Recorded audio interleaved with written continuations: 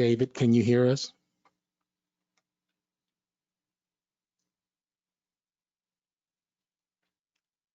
Hello, David. If you can hear us, unmute your mic.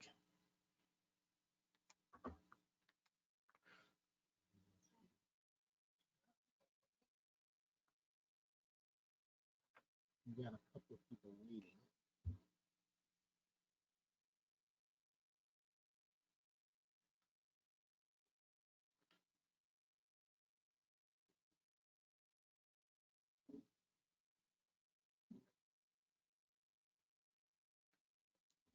Hello, Brad. There you go. You're up.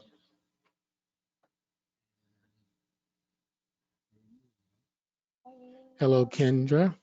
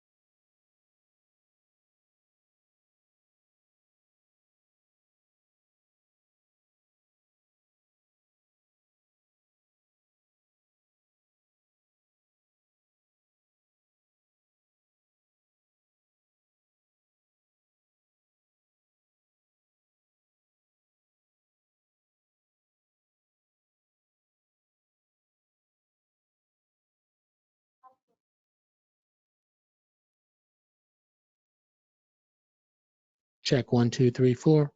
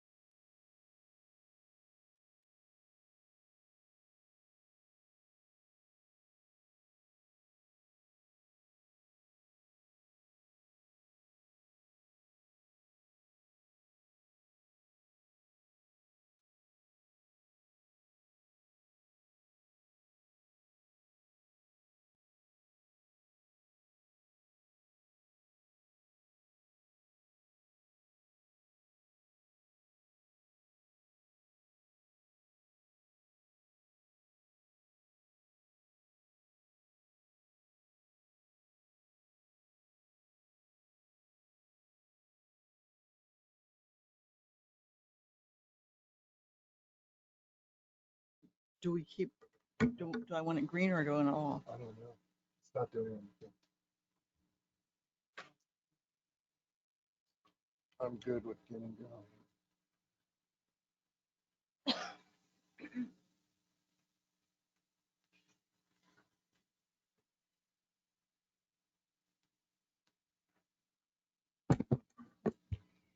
Sounds like we're live.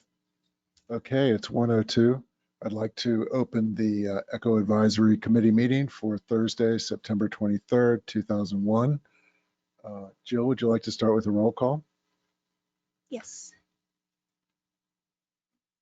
Jay Pendergast, Here. Pat Northey, Here. Jeffrey Alt. Here. Sarah Lee Morrissey, Pat Patterson, Here. David Romeo, Reggie Santilli, Stacy Simmons, Here. Jack Surratt. Here. We have a quorum. Great, thank you. With that, I'd like to ask if the board members have had a chance to read the meeting minutes from our last meeting. And if so, can we have a motion to approve? Motion to approve the minutes. Second. All in favor? Aye. Aye. Aye.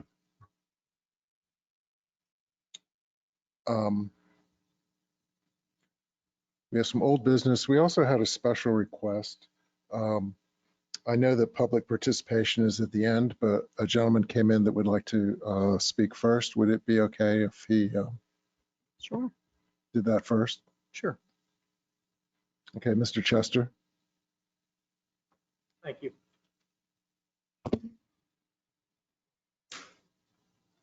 ECHO was voted back in by voters who were misinformed by some of the same people who brought us costly and excessive environment-destroying growth, higher taxes, and Sunrail with its never-ending financial burdens. The ECHO referendum was approved by the County Council before a planned audit of ECHO was completed. My concerns have been, has the money spent through ECHO on programs been effective and used for its intended purpose? And have the organizations receiving the funds done what they said they would do in their contract agreements? I have never gotten a direct answer, and when I attempted to obtain records from the previous ECHO awarded programs, that were once available free online and later taken down, I was told it would cost me $1,500. I was told the records were taken down because of the Americans with Disabilities Act accessibility requirements. However, if you search the county's website, you will still find a vast number of records readily available for other programs and purposes. After speaking about ECHO at a county elected officials meeting, I stopped Council Member Deb Dennis and asked her to please ensure the ECHO audit included the agency contract agreements, and I followed up with emails. When the ECHO audit was completed and presented, none of the awarded programs' contract agreements were included in the audit. And only a few of the nearly 200 funded programs were looked at. A PAC was formed, the ECHO Volusia Forever Alliance, and the propaganda began to flow. Here is an excerpt from one of the radio advertisement the PAC paid for. You can protect our quality of life. Vote yes for Volusia Forever and ECHO. To protect our water and our natural outdoor spaces, vote yes. To protect places to enjoy the arts, culture, and recreation. No new taxes and full accountability. Volusia Forever and ECHO help our economy and make Volusia County a great place to live, work, and play. After hearing that, who wouldn't want to vote for ECHO, especially if there is going to be full accountability and no new taxes? Both statements were lies. The previous ECHO program was coming to an end, thus there would be a new ECHO tax, and there certainly has not been full accountability. It is county government's responsibility to ensure the organizations receiving ECHO funds provide the services agreed upon in their contract agreements, and if an organization fails to perform as agreed, the county should ensure the funds provided are returned, even if that means taking over the project and selling the assets. Pushing funding out to more poorly organized nonprofits would certainly lead to more failures and more money wasted. And changing the rules of the program after the citizens have voted is wrong. There is nothing noble about forcing your neighbors to pay for your wants and desires, especially when you are willing to do it with little, if any, accountability. And when I say force, I mean force, because if your neighbors fail to pay their new ECHO taxes, they can lose their homes and property. I certainly hope all of you will put your honor and integrity before your personal wants and desires. Thank you for listening. Thank you. And I would ask, are these meetings online anymore? Available for the public to view online? Does anybody know? Are they, where are they They at? are. Where are they at online? Because they're not under county meetings. Under the ECHO website, okay? And I would also like ask that the records be returned back to the county website so we can review them and not have to pay for them. We should know where our money went. We should know what the contract agreements were. To have that not available to the public is not right. Sir, you have 3 minutes and you're at the end. I'd like to give you a notice that you have a couple of half a I minute just want to finish thank up you all here. very much for hearing me out. And I ask that you please be sure that this program is accountable in the future and in the past for the people who received money in the past. Thank you very much. Thank you. Okay, moving on, we're going to old business. The first item is the application of sunshine law to site visits. Mr. Chair, Russ Brown, Senior Assistant County Attorney. Have before there the memo. I think this question's been asked in the past. As you can see, basically, we can't do field trips together. It's a violation of the sunshine law. It's pretty self-explanatory in the memo from the county attorney, unless anybody has any questions. That's it. Well, I think a bus would be fun, but we've always enjoyed our sort of caravan around the county, so I'm certainly okay with it. Thank you for your input. How do I work this thing? If, Mr. Chair, if I put Miss Northey on top of my roof and then I stayed inside the car driving, would that still be a violation of the sunshine law? Well, you and I will deal with that later. I just want to say this goes back to when both Patterson and I were on county council, this request, but I think we have found, I think it was Ms. Seaman when she was here, found the way that if we drove ourselves, that we were okay to do that. But I do think it's really critically important that everybody makes site visits, because those are they're really telling when you look at the site that you're visiting, and it helps to explain the grant a lot and to have the input from the person who's requesting the money. So well, I would prefer a bus. I think a bus would be more fun. I'm okay with the way we do it because we can at least do a meeting on site, and that was really critical. So Yes, ma'am. thank you, staff, for what you did for getting it taken care of. Yes, ma'am. And just to be clear, this memo does not stop that. So that current practice Right. is still good. And visiting the sites has been really insightful. It made a total difference between just reading applications and actually seeing what they were, really doing. Yeah. So I'm glad we can continue in the fashion we've been doing it. Do we have any other comments from the board? Hearing none, we'll move on to old business. B, YMC playground and splash pad update. Yes, council or committee members. So page 13 in your agenda packet.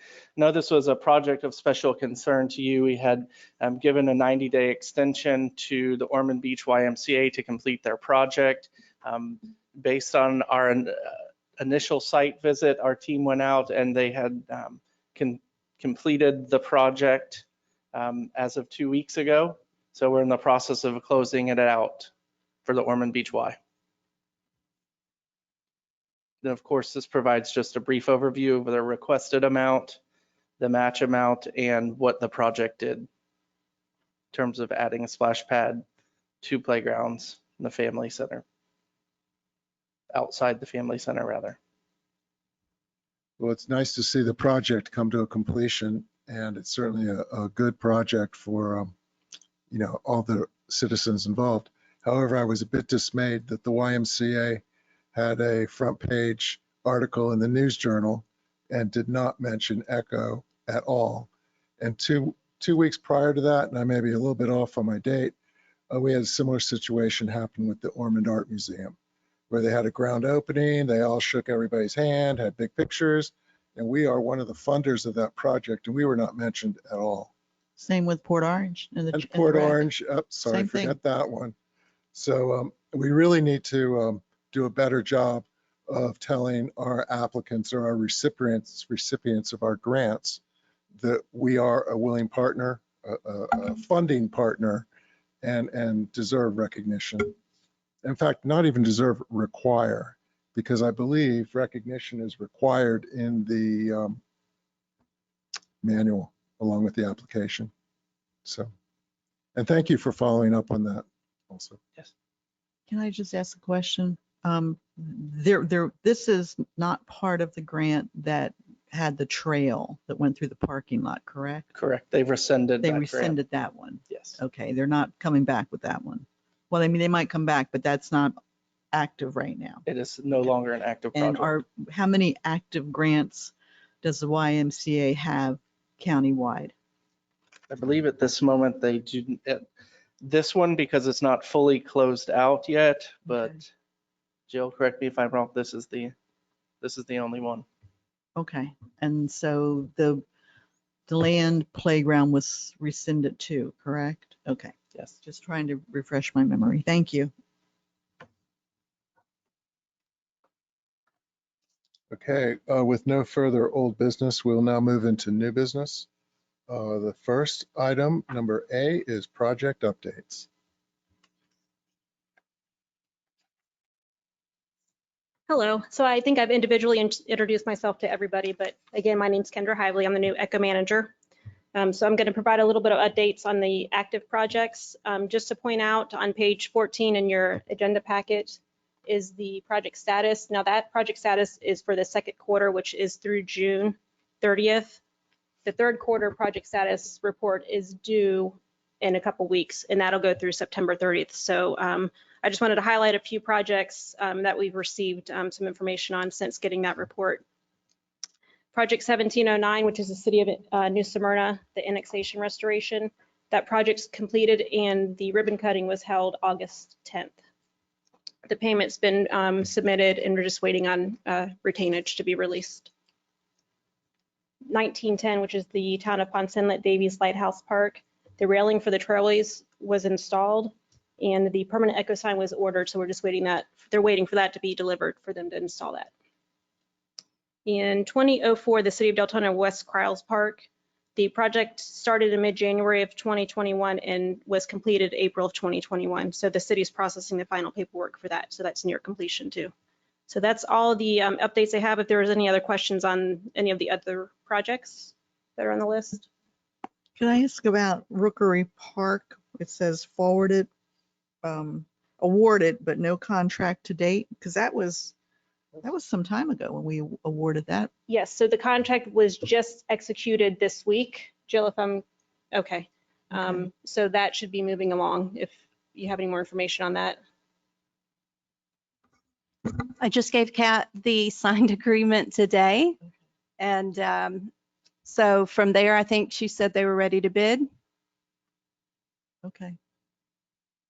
And I have a question about the city of Port Orange, the Airport Road Park that has like 0% completion. Yes. Do we know anything about what's going on there? Okay, yeah, they will. So since they've had two at that level, they will come to our next meeting to give an explanation. Have you? Okay. Again, that was awarded a couple years ago. Mhm. Okay. So just a little background information for the board's sake and Ms. Northey, the Rookery Park, when we had initially given the award, even our team thought that Deltona owned all three parcels of that park. Oh, that's right. There's an issue with There that, was- with the ownership in that one. Correct. So the Volusia County actually owns, Yeah. I believe, the center parcel. So Yeah. we had to go back and negotiate agreement. And so we've gotten that done. That must have been fun between the county and the city, knowing their history. So, Okay. so we've alleviated that. And I know that they've been chomping at the bit to get the project started. The individuals on your list that have not reported updates for this quarter or the last quarter, under our rules, we will ask them to come to the next meeting and give us an update. So we'll have them in person, hopefully, to tell you where they are in their projects. Thank you. Any other questions on the projects? Okay, thank you very much. Next item under new business is number B, City of New Smyrna Beach Women's Club, scope change and budget amendment. Good afternoon, Echo Board and team. Michelle Valance, Capital Projects Manager for the City of New Smyrna. I want to start by thanking all of you again for our wonderful project that we completed and did our ribbon cutting ceremony for last month, and that was the City Hall Annex project. It was a labor of love, and again, we couldn't have done it without your support. It's activating our downtown area as we speak, having our building planning and engineering folks back downtown and a new place for our chamber. So thank you for that. But I'm here today to speak about another very important and challenging project, and that's the Women's Club renovation. Again, built in the 1920s, slightly different than our last project, being that it was stick-built and on a foundation. We have swirled on this project in the design phase way too long with the intent of plan twice, build it once. In April, we received I'd say unfortunate news regarding the cost for the project. The cost changed based on the direction that the team wanted to go for full-blown stabilization with the foundation. The original grant was for localized repairs, basically a square, just grabbing the corners. With our new building official and knowing that this is a one-time shot, we unfortunately decided that the entire perimeter foundation needs to be addressed and reconstructed in its entirety. So we need to shore the building up. We need to demolish the foundation, form and pour a new foundation so the building doesn't fall down, essentially, to just say it bluntly. So with that, it generated a huge scope change for us. And that's in your packet is the budget change request form. More or less just simplifying the list here, taking out a bunch of scope and again, increasing the structural repair line item, keeping with it the mobilization and contractor fees because we know those will be needed. But our mechanical, electrical, and plumbing reduced significantly as well because we're only dealing with the underground service getting into that building with this phase one. We're not going to be able to do any of the interior outlets and lighting changes at this current phase, given that we are now at $1 million price tag. We do have some good news though on the back end of this. The state grant was approved. We applied for a state grant in December of last year with our fingers crossed.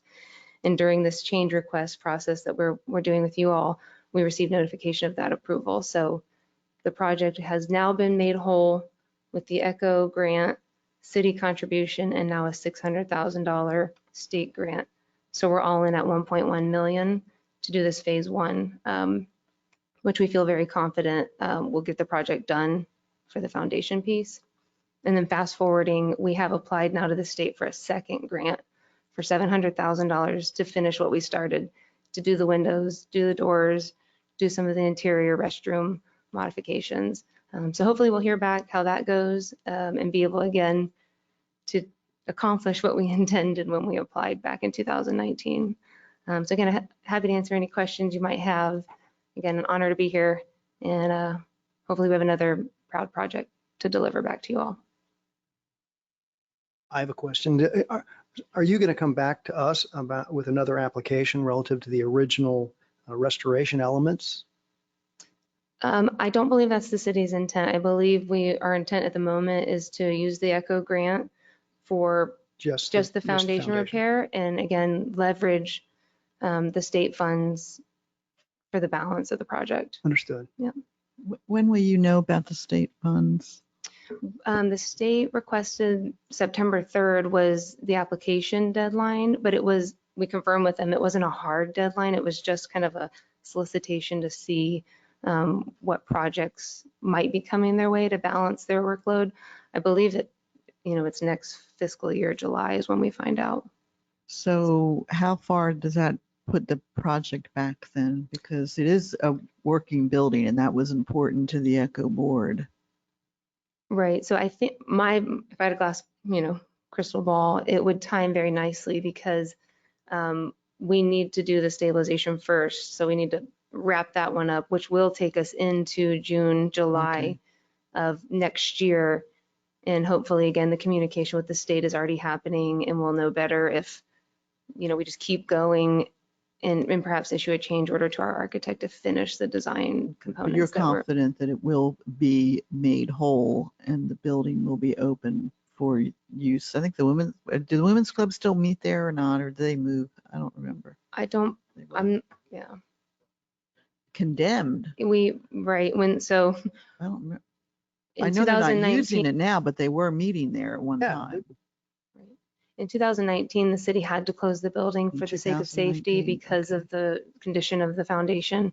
You know, Okay. the floor joists were not touching the piers. You can walk on the floor and feel I it remember moving. that tour. So remind me then again, what the purpose of the Echo Grant, other than, I mean, what's the long-term goal for this project? Is it to be an open building Correct, and to yes, be used ma'am. again, correct? Yep, And put it you're back, confident yes. that if we approve the change in the Echo Award, that you can get the rest of the money from the state. Correct, yes, ma'am. Okay.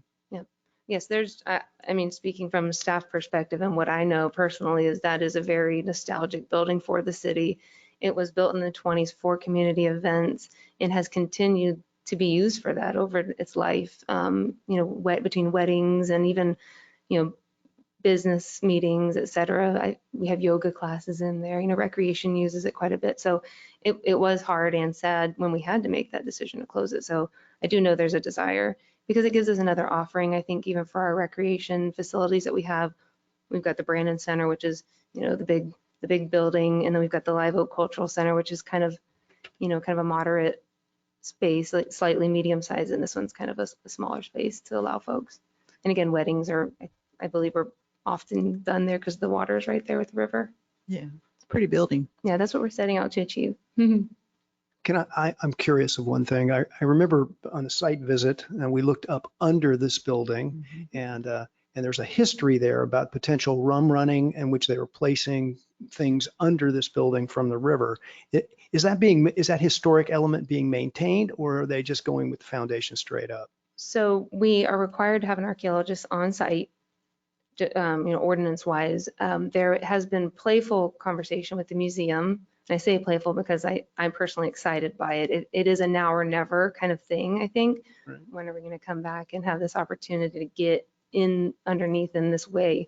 So we're playing with that. We have continuing services consultants for archaeological, you know, contracts that I believe our intent is to contract with one of them, have them do a, you know, preliminary investigation, but we have to wait for the floor to be shored up before anybody goes underneath it. So it's going to be a partnership. It's going to be a handhold, and that is included in our state contract grant documents. We're taking it out of this one because it was listed as a pay item, but we feel that the value is going to be greater than what we were originally asking for, knowing how much we want to do this archaeological exploration. So yes, we are. Well, good. We aren't going to just ignore it. We're going to, I think, do what we're required and then some. Okay. Yeah. Thank you. Yeah. Can you walk me through the the numbers on this thing? Sure. What was the original Echo grant, and are you requesting more, or is this a continuation? We are not requesting more. We're moving the funds from one bucket to the other to kind of simply state it. We're merging all the requests into just the structural repair because that's going to be the brunt of what the cost is. So the Echo contribution is $267,500. Yes, sir. And the total proposed cost of the project at this point is 535. That is with our Echo grant, but with our state, the entire project for just the foundation we have been given a letter from the previous architect that we were in the $1 million category for the whole project. So again, big numbers, 1 million overall, but 535 is our Echo grant with you guys, 50% city, 50% Echo, and then the balance of the chunk left would be state grant funds. So I'm just not trying to figure out what we're going to get for what we're investing in here. Are we just going to have a repaired foundation? We're gonna have a completely new foundation, right? New foundation. Correct. So that's what the Echo funds. So Yes. it's still, if you had 600,000 to 267, I'm not a math genius, but that's about $867,000. Right, and then the city has to match the 267, so that makes us So that at the brings you 1 up to million. close to $1 million. Right, correct. And so you think you'll be able to complete the entire restoration? Just the foundation So this is for the just millions. the This is, I found it shocking myself when we were Oh. given the letter that, wow, that's where we're at with construction costs for, perimeter. Right. It's the shoring, it's specialty work. We know when we shore the floor, we're going to see some, movement of the building in other areas. So there's a lot of contingency held on that makes it into the Well, $1 that million would be my range. question. Do you have enough in contingency? Because when you lift You that undo building, that, undo that box.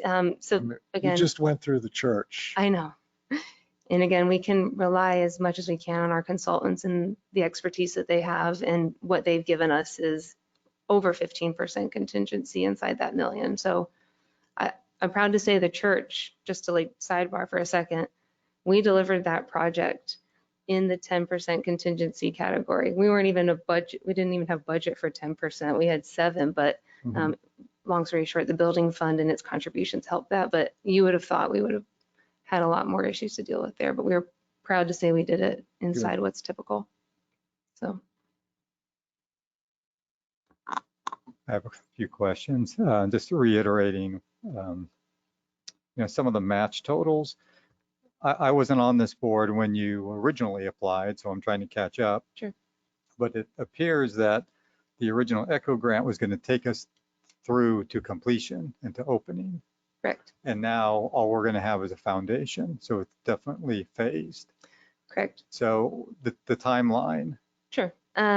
So in 2018-17 is when we started looking at this as being a real project and a need, and we applied for the ECHO grant. In 2018, we had all of our ducks in a row. We were in very early concept, again, not having a consultant on board to tell us really how bad the situation was that we were in. We had GLE architects do a condition assessment of the property, and it was all visual, above floor, just kind of not selective demolition based at all. They didn't open up walls because we were actively using that building. And so what came out of that report was this number. It was, you need to fix, these 20 things. Here's the size and scope. And it literally built our estimate that accompanied our grant request based on, again, our consultant's visual tour of the facility. Hindsight's 2020. We probably should have done more demolition, open up the walls, take a look, dig around the foundation to see that there was no footing under that building. It's a brick stem wall and goes right into the dirt. There is nothing laterally supporting it.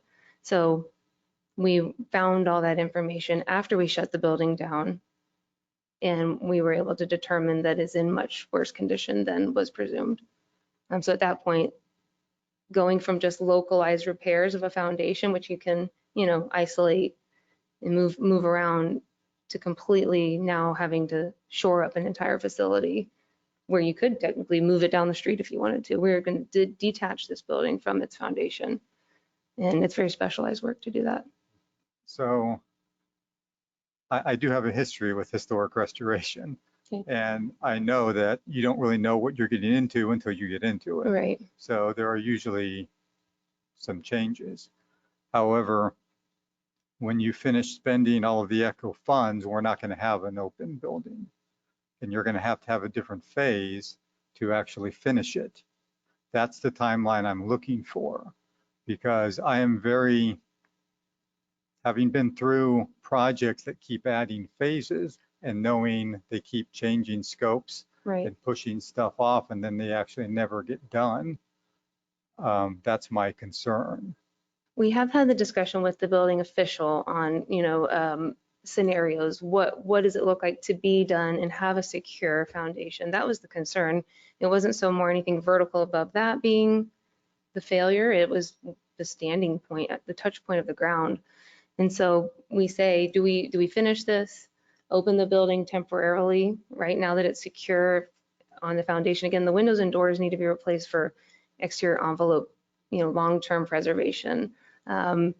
And we would like to pursue hurricane rated windows and, let this thing live another 25, 50 years if possible.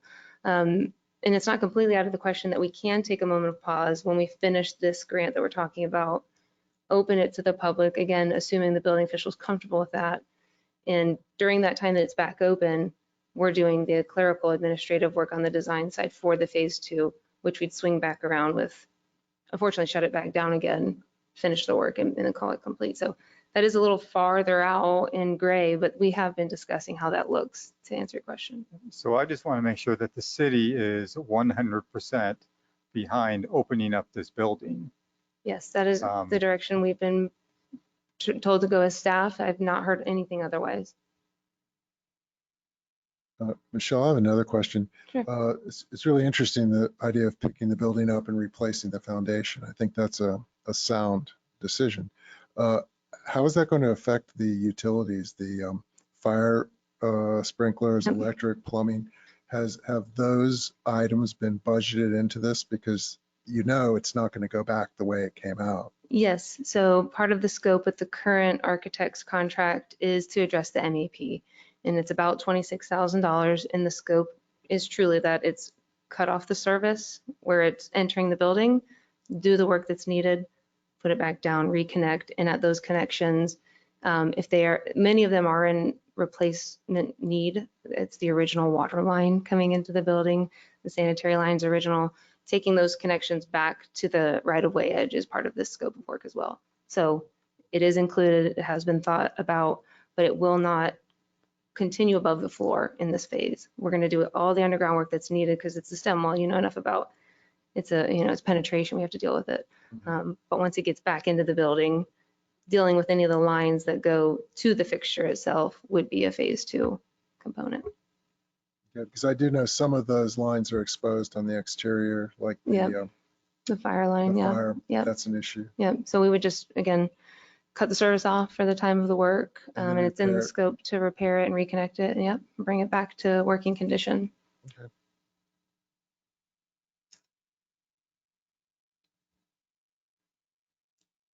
Any other questions?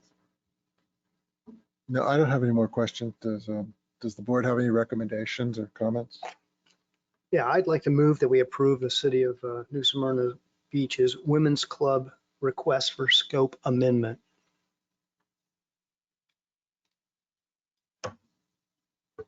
I'll second. All in favor? Aye. Thank you very much. Thank you. Do we have David Romeo on somewhere? Yes, yes. Okay. So Mr. Romeo is listening, as well as Ms. Morrissey was going to try to listen.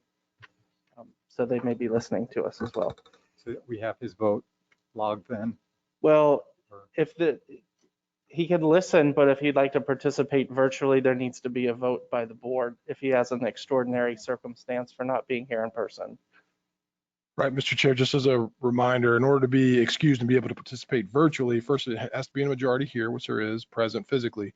And then in order to be able to participate, which means to vote, there has to be an extraordinary circumstances as to his absence, which is traditionally sickness, an unexpected emergency, albeit close family, that type of thing. And then the board would vote if that circumstance is such for that member. I'm not aware it is for either member, so I don't believe that's why we've. Is that state statute? Because we're talking about that down in Deltona. Exactly what you're talking about here. It's sunshine law guidance. I believe it is. I know under 286 it talks about attendance and the majority.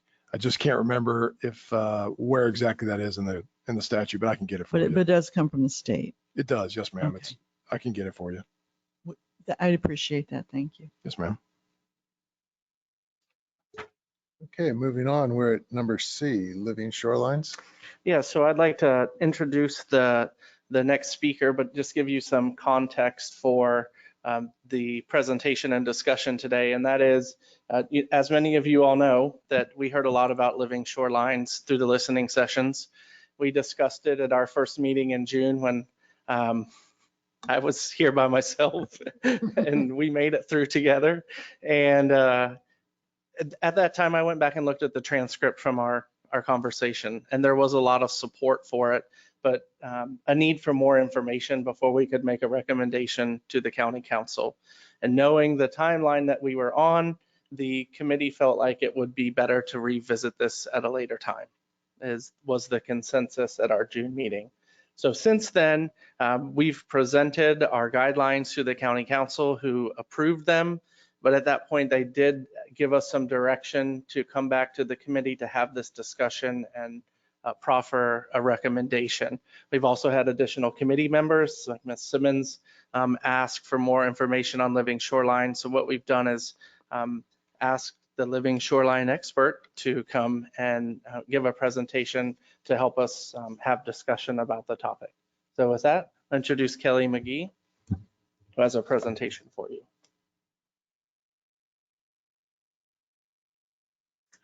Thank you. Good afternoon. Kelly Mcgee, Executive Director of the Riverside Conservancy. Thank you all so much for inviting me to come and chat with you today. So what I'll do is I'll just sort of review some of the basics of living shoreline, and thank you. And I will sort of reiterate some of the talking points that came up during your listening sessions. And I'm happy to answer any questions that you may have. So I'm just going to go through some slides here. This one is from NOAA, a federal agency, basically identifying the value of living shorelines. Living shorelines improve water quality by increasing biodiversity. They help trap sediments. And so when we're talking about living shorelines, we're talking about planted areas with native plants, mangroves, oyster reefs, shellfish. They actually also provide wave attenuation. So approximately 15 feet of a marsh can absorb 50% of incoming wave energy. So it actually, the sediments are trapped in living shoreline. It can actually help make a shoreline more resilient.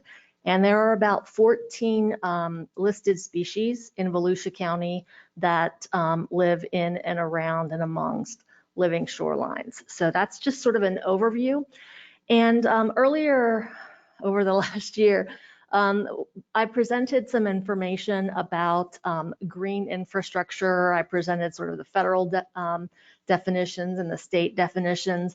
And what became sort of clear to me is that that's such a broad designation that really what we're talking about is living shorelines. And so what I've done, and actually this is, so it's scrolling between half pages, which is interesting. Could you scroll there? There we go. Okay, thank you. And so we provided, you know, a draft definition for your all's consideration. And these projects really employ the principles of preserving and recreating the natural landscape. So these living shorelines, they absorb pollutants that would otherwise run off from rainfall directly into our waterways. They absorb pollutants up from their root systems, and then they, of course, provide habitat. Approximately 80% of our commercial fish species spend part of their life cycle in and around mangrove roots, so they're very important locally. Okay, and then this is just a reminder of the actual ballot language that was approved by the voters, and it does talk about projects. And when we went back and reviewed the percentage of ECHO funding that was awarded, we saw a low percent in the environmental category, and that may be wise. Is we actually had the word facilities, and so I think over time it was assumed that it was learning centers, and in fact there is language in the guidance document. So these next few slides, I'm just going to share with you some updates that you could do to your guidebook to incorporate very narrowly. So instead of being really broad brush, to very sort of surgically insert some allowances for green infrastructure. So on page 3, and this is one of your images from your guidebook, which is outstanding, by the way. Very, very thorough. the ECHO funds support development of environmental projects, and that just calls back to the actual language of the ballot. And then here's some ways that you could update the different sections. So the header here, as you go through your guidebook, you've got project eligibility, you've got all of the different categories. So under project eligibility and on page 6, one suggestion that I would recommend is to change that word from facilities to project to match the actual ballot language. The second is to carve out sort of the differentiation of what you would need to effectively approve and review living shorelines. Not all living shorelines are going to need to be engineered. We're actually in the process of removing a seawall, and we have a grant from Fish and Wildlife Service, so it costs us about $65,000 to get that engineered.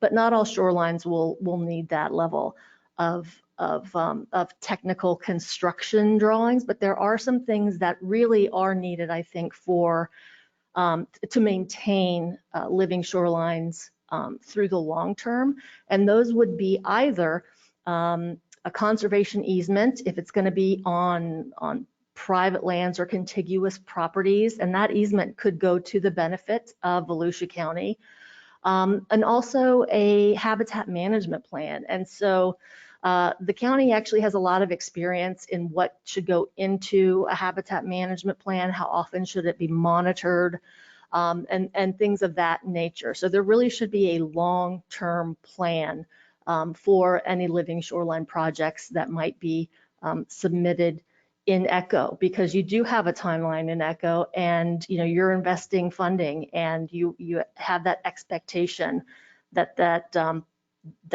these properties will be maintained. And then there is some language also on page 6 that basically talks about duplication. And I think the intent of that language is you can't have maybe 2 of the exact same projects in the exact same area. You want to sort of spread it out. And then there are some exceptions of that. There are historic properties all over the county, and so you don't want to discount one because there's another one nearby. And so similarly, I think living shoreline projects would also should also be covered under that, because you might have many organizations that partner together. For example, this year Riverside Conservancy restored a 1/4 mile of living shoreline, and we did that on multiple properties. And next year we're partnering with the Water Management District is requesting a resiliency grant. We're going to try to do 1 mile of living shoreline.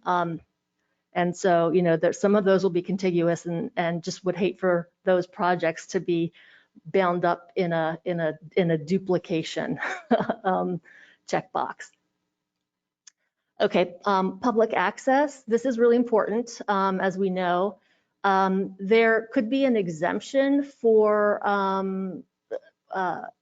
allowing public access only to the exteriors of the buildings, and that is if we have community partners, cities, whomever, who do living shoreline projects, there may be no interior construction. But it is important that public access would be required on all living shoreline properties. And in some of these, they could be contiguous or extensions with the blueways. We have several blueway paddling trails in Volusia County, so that is one way. Another way is if they're on park properties, certainly public access is open there.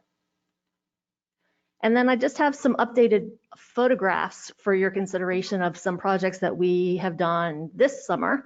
The photograph on the left-hand side is Oak Hill, and in that area of shoreline, we planted about 35 red mangroves, and then we also planted upland plants.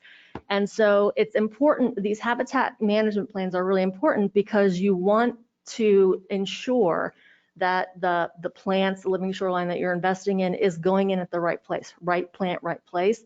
And for living shoreline properties, that means elevation. And so in order to ensure the survivability of these plants, we work with the biologists who gauges the elevation, and you do a field check, and that is to look at the neighboring properties.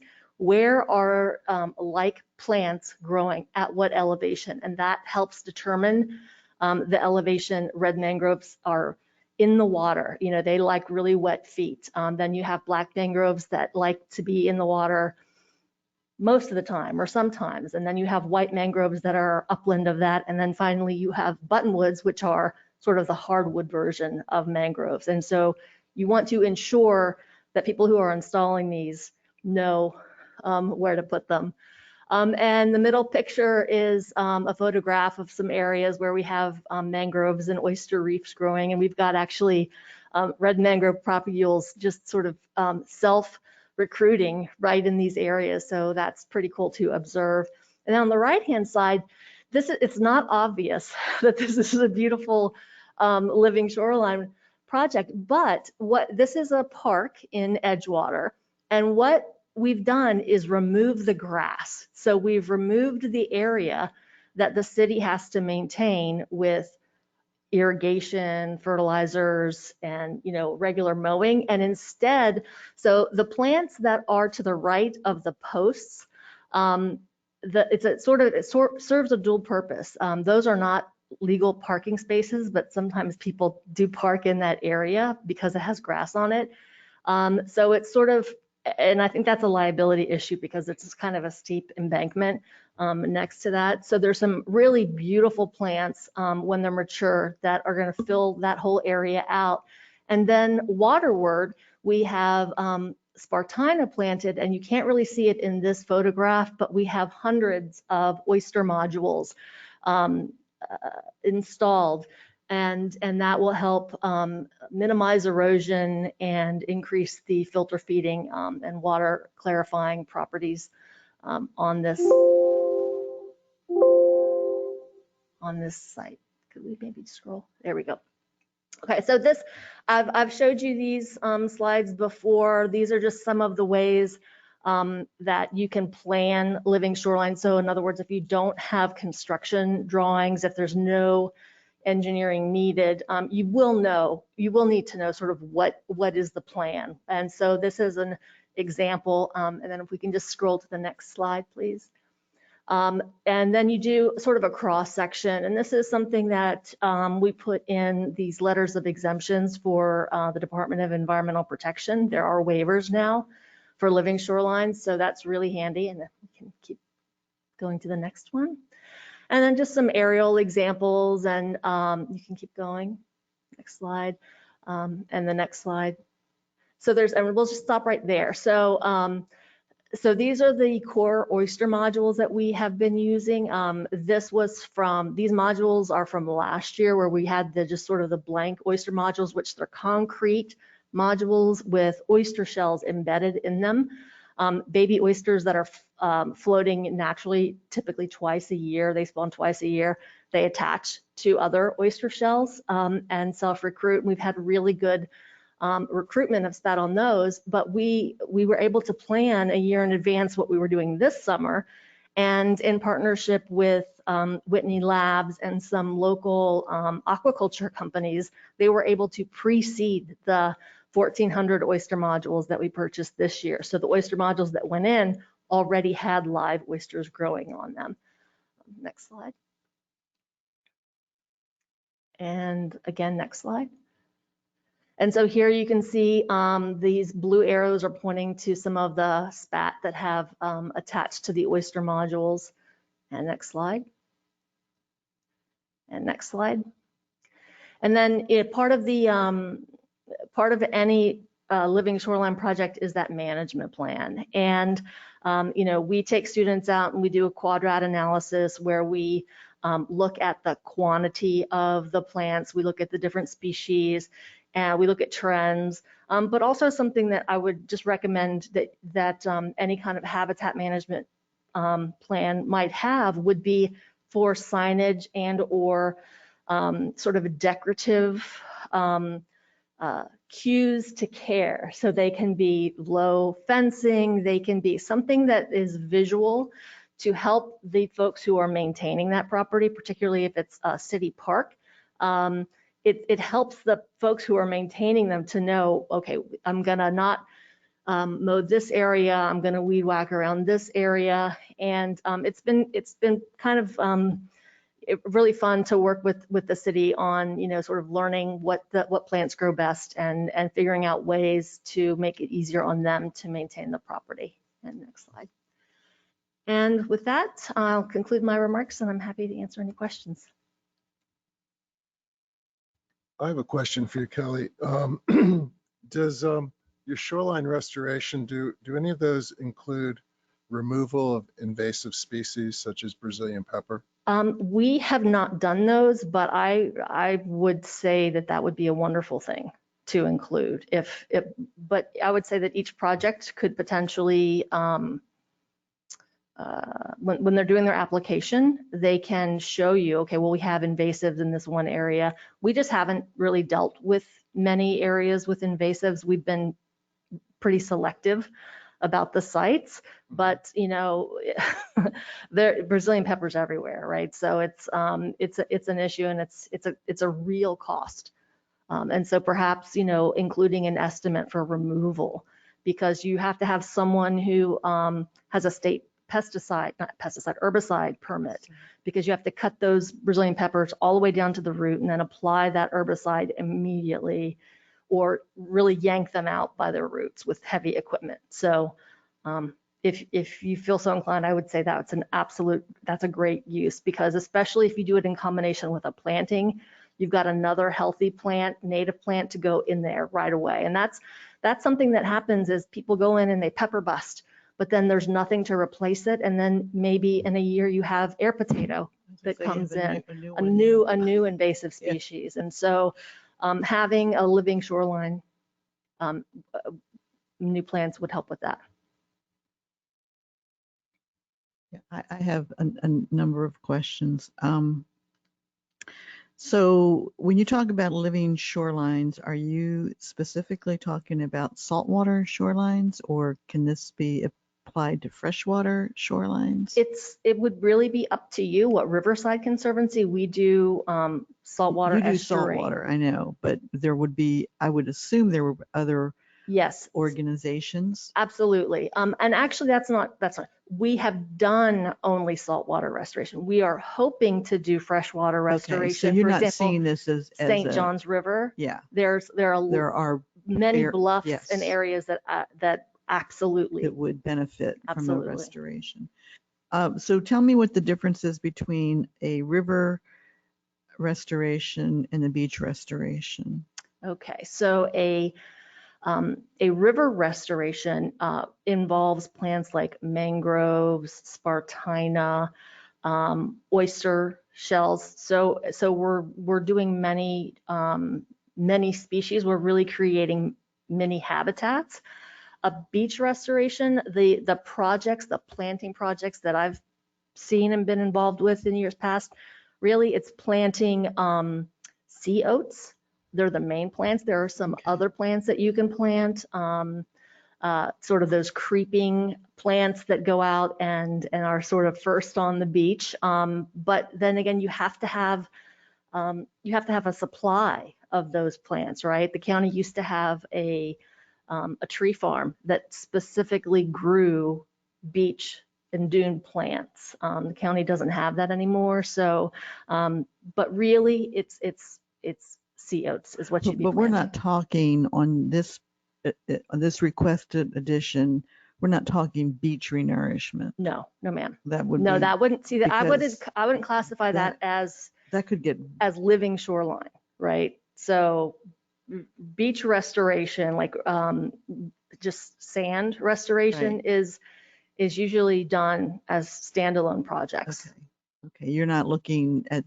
Then No. I would ask staff if that had crossed their mind, beach renourishment as part of a living shoreline, because I don't want to be funding beach renourishment out of ECHO. And I would also suggest that if people are doing that, there are different more appropriate funds available for that. Those are typically federally Yeah, approved I mean, project. they're big projects. Big but projects. If you're looking, I mean, we have a fairly significant reserve fund, and I don't want anybody in staff to think that they can tap that or Yes, ma'am, that a makes match sense. on beach That makes renourishment. sense. Okay. And then on public access, this, I guess, is my biggest concern. And I don't know whether to direct it to you or to staff, but I wouldn't see this as being applicable to private property. For me, it would be only on public lands.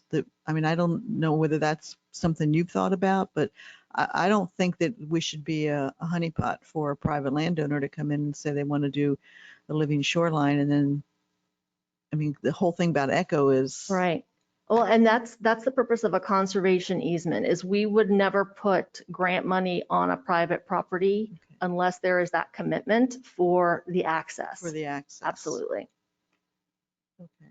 And to staff, I was talking to somebody about this whole presentation, and they thought that the language, rather than being narrow, should include stuff like gardens. I know we did a community garden project with Advent that did not go well, and I think they've since returned the money. But their deal, part of their issue, because I know them, was the term of time, that the commitment. And we haven't talked about that in here. How do we, I mean, we go out now, was it 20 years? 20 years, yeah. So I would be looking for that kind of a commitment on these projects. And I don't know how you do that. Yes, how you ma'am. commit to 20 years on a living shoreline. Absolutely. So that's part of the two parts of that. Part of it is the habitat conservation plan, and absolutely 20 years, the projects that we're installing, we have a 20-year commitment on those. And there are a couple ways you can enforce that, which is not giving money to those organizations that don't comply, asking for those, the same sort of enforcement techniques that you have on any ECHO program. But the key with the conservation easement is to dedicate those areas in perpetuity for the public. The little bit different but maintaining them, that's not the same as maintaining them. Not really. I mean, it's not a maintenance, and it's an enforcement, right? So if the properties aren't maintained, then we can go in and make sure that they are restored. Now, this is a risk for, coastal properties with storm surge. There's going to be times when plantings get wiped out. But if you have that conservation easement in place, you do have the ability to get more potential grant funding. And there's a difference with community gardens, because we know, I mean, community gardens are planted once to twice a year, right? There's solarization that's involved in the summertime to prepare for the fall crops. They're really maintenance intensive. Well, I think because we have used the word project in the language, and very frankly, I missed that. And I chaired that committee, but I missed that. And I'm okay with it. I think it works, but that then opens it up to more than just living shorelines. I think that's what we're going to hear. We're going to hear from organizations that maybe they don't do vegetable gardens, but they do other kind of gardens. And so that, I think, is going to, this is very specific. Right. And you can step it in, right? So you can do small changes first and see how it goes. Yeah, and then this is a 20-year program. So, I'm wondering if there's a pilot. Or do you have, I know you probably have some idea, because I would expect that you will come back with if we approve this, that you would come back with a request. And I'm just curious whether a pilot program would be better to, I don't know. I like this idea. I can tell you I've talked to council members who like this idea as well. And one of them is Mr. Councilmember Robbins, who's very excited, and in fact got, told me, I haven't seen that yet before the county council. I said, well, we haven't even had our meeting, Danny. So give me a break. So anyway, so they're looking for something on this. I think, the presentation was well done. I'm excited about the opportunity. I do have some reservations about how far afield from Echo is this going? I could make another suggestion then. If we could go back to, I think it's the third or the fourth slide, where I've got it's the first sort of cross out language, right back. There you go, right here. Okay, so page 6, you could leave facilities because that does cover sort of all of the topics. Instead of changing that word to projects, you are you'd still be putting in living shoreline projects in other areas. And, you could carve out sort of those nuances in the future to see how it goes. We will be submitting an ECHO grant this fall. It is going to be in cooperation with a construction project though, so that it would technically apply with the facilities and construction approach. And so that you'll certainly see, how that goes. We already have the design documents 100% engineered for that living shoreline. And, there's more funding that's coming down the road to possibly leverage those funds. And you might want to consider for these things like the gardens, or even, fruit trees for that matter in parks, a small grant, that was something that you all had discussed. That could be a future discussion. Okay, I'm done. Thank you. Yeah, I have a number of questions. Do you do any work that's mitigation against trading out planting for property elsewhere? We have not. Okay. But that could be, I mean, that could be in the future, but we have not done that. Yeah, well, because that may be kind of confusing, taking our dollars relative to a mitigation element. I to clarify, I don't think that ECHO funding should be used for mitigation. Yeah, I don't think so either. I just wanted to ask that. Yes.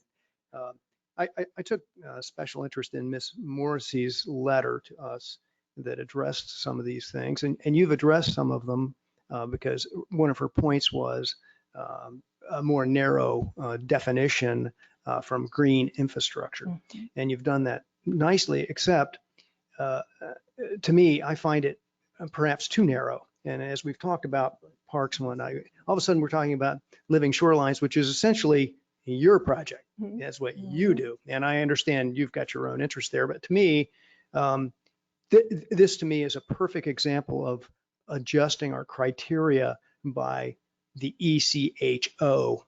And as we've talked about many times, this may just be for ecological projects that we get into it, but it may be beyond living shorelines.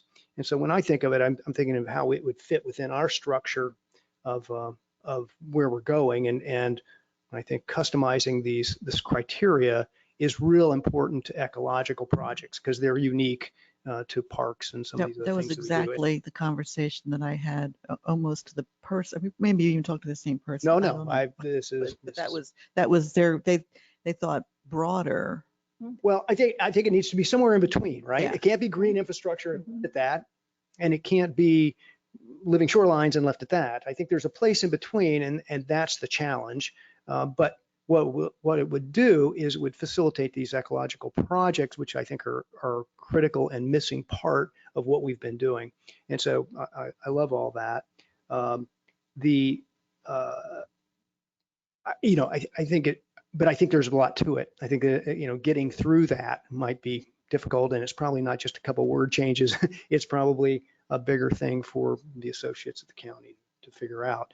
But as you probably remember, I'm a big proponent of this, and to the point where I'd like to see far more ecological projects in general. And even though there's some debate about whether it's 3 or 13, I'm not sure.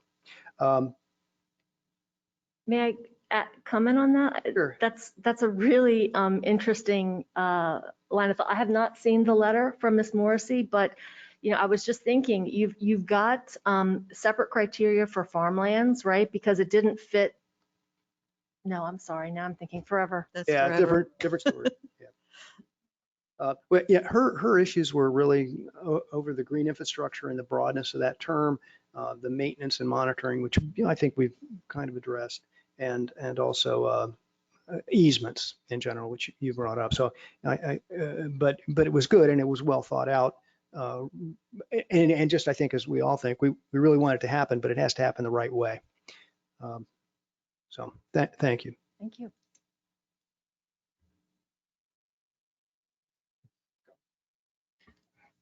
Thank you so much for the presentation and to learn a little more. I just have a couple logistics questions, and that's really how accessible in our community are these specific plant varieties as well as the structures.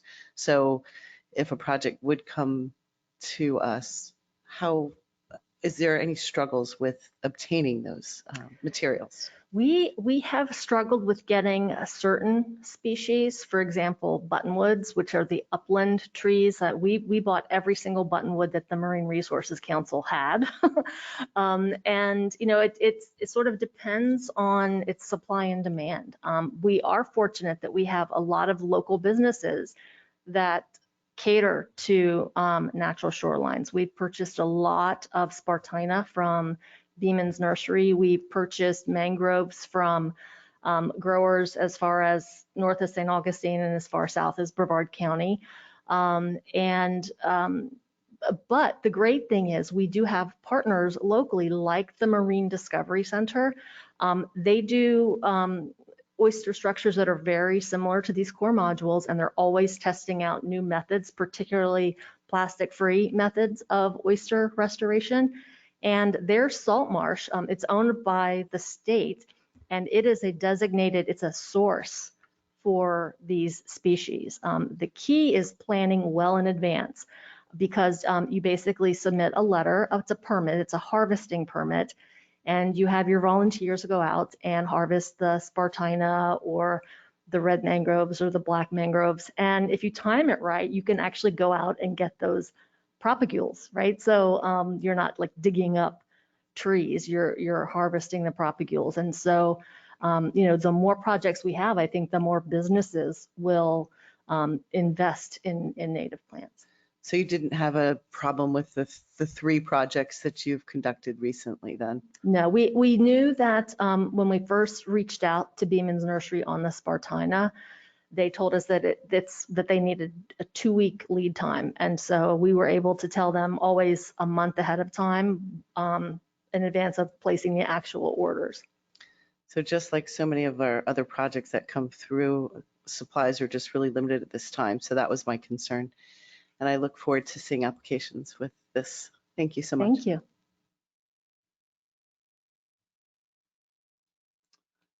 I just want to reiterate what Pat Northey and Jack said.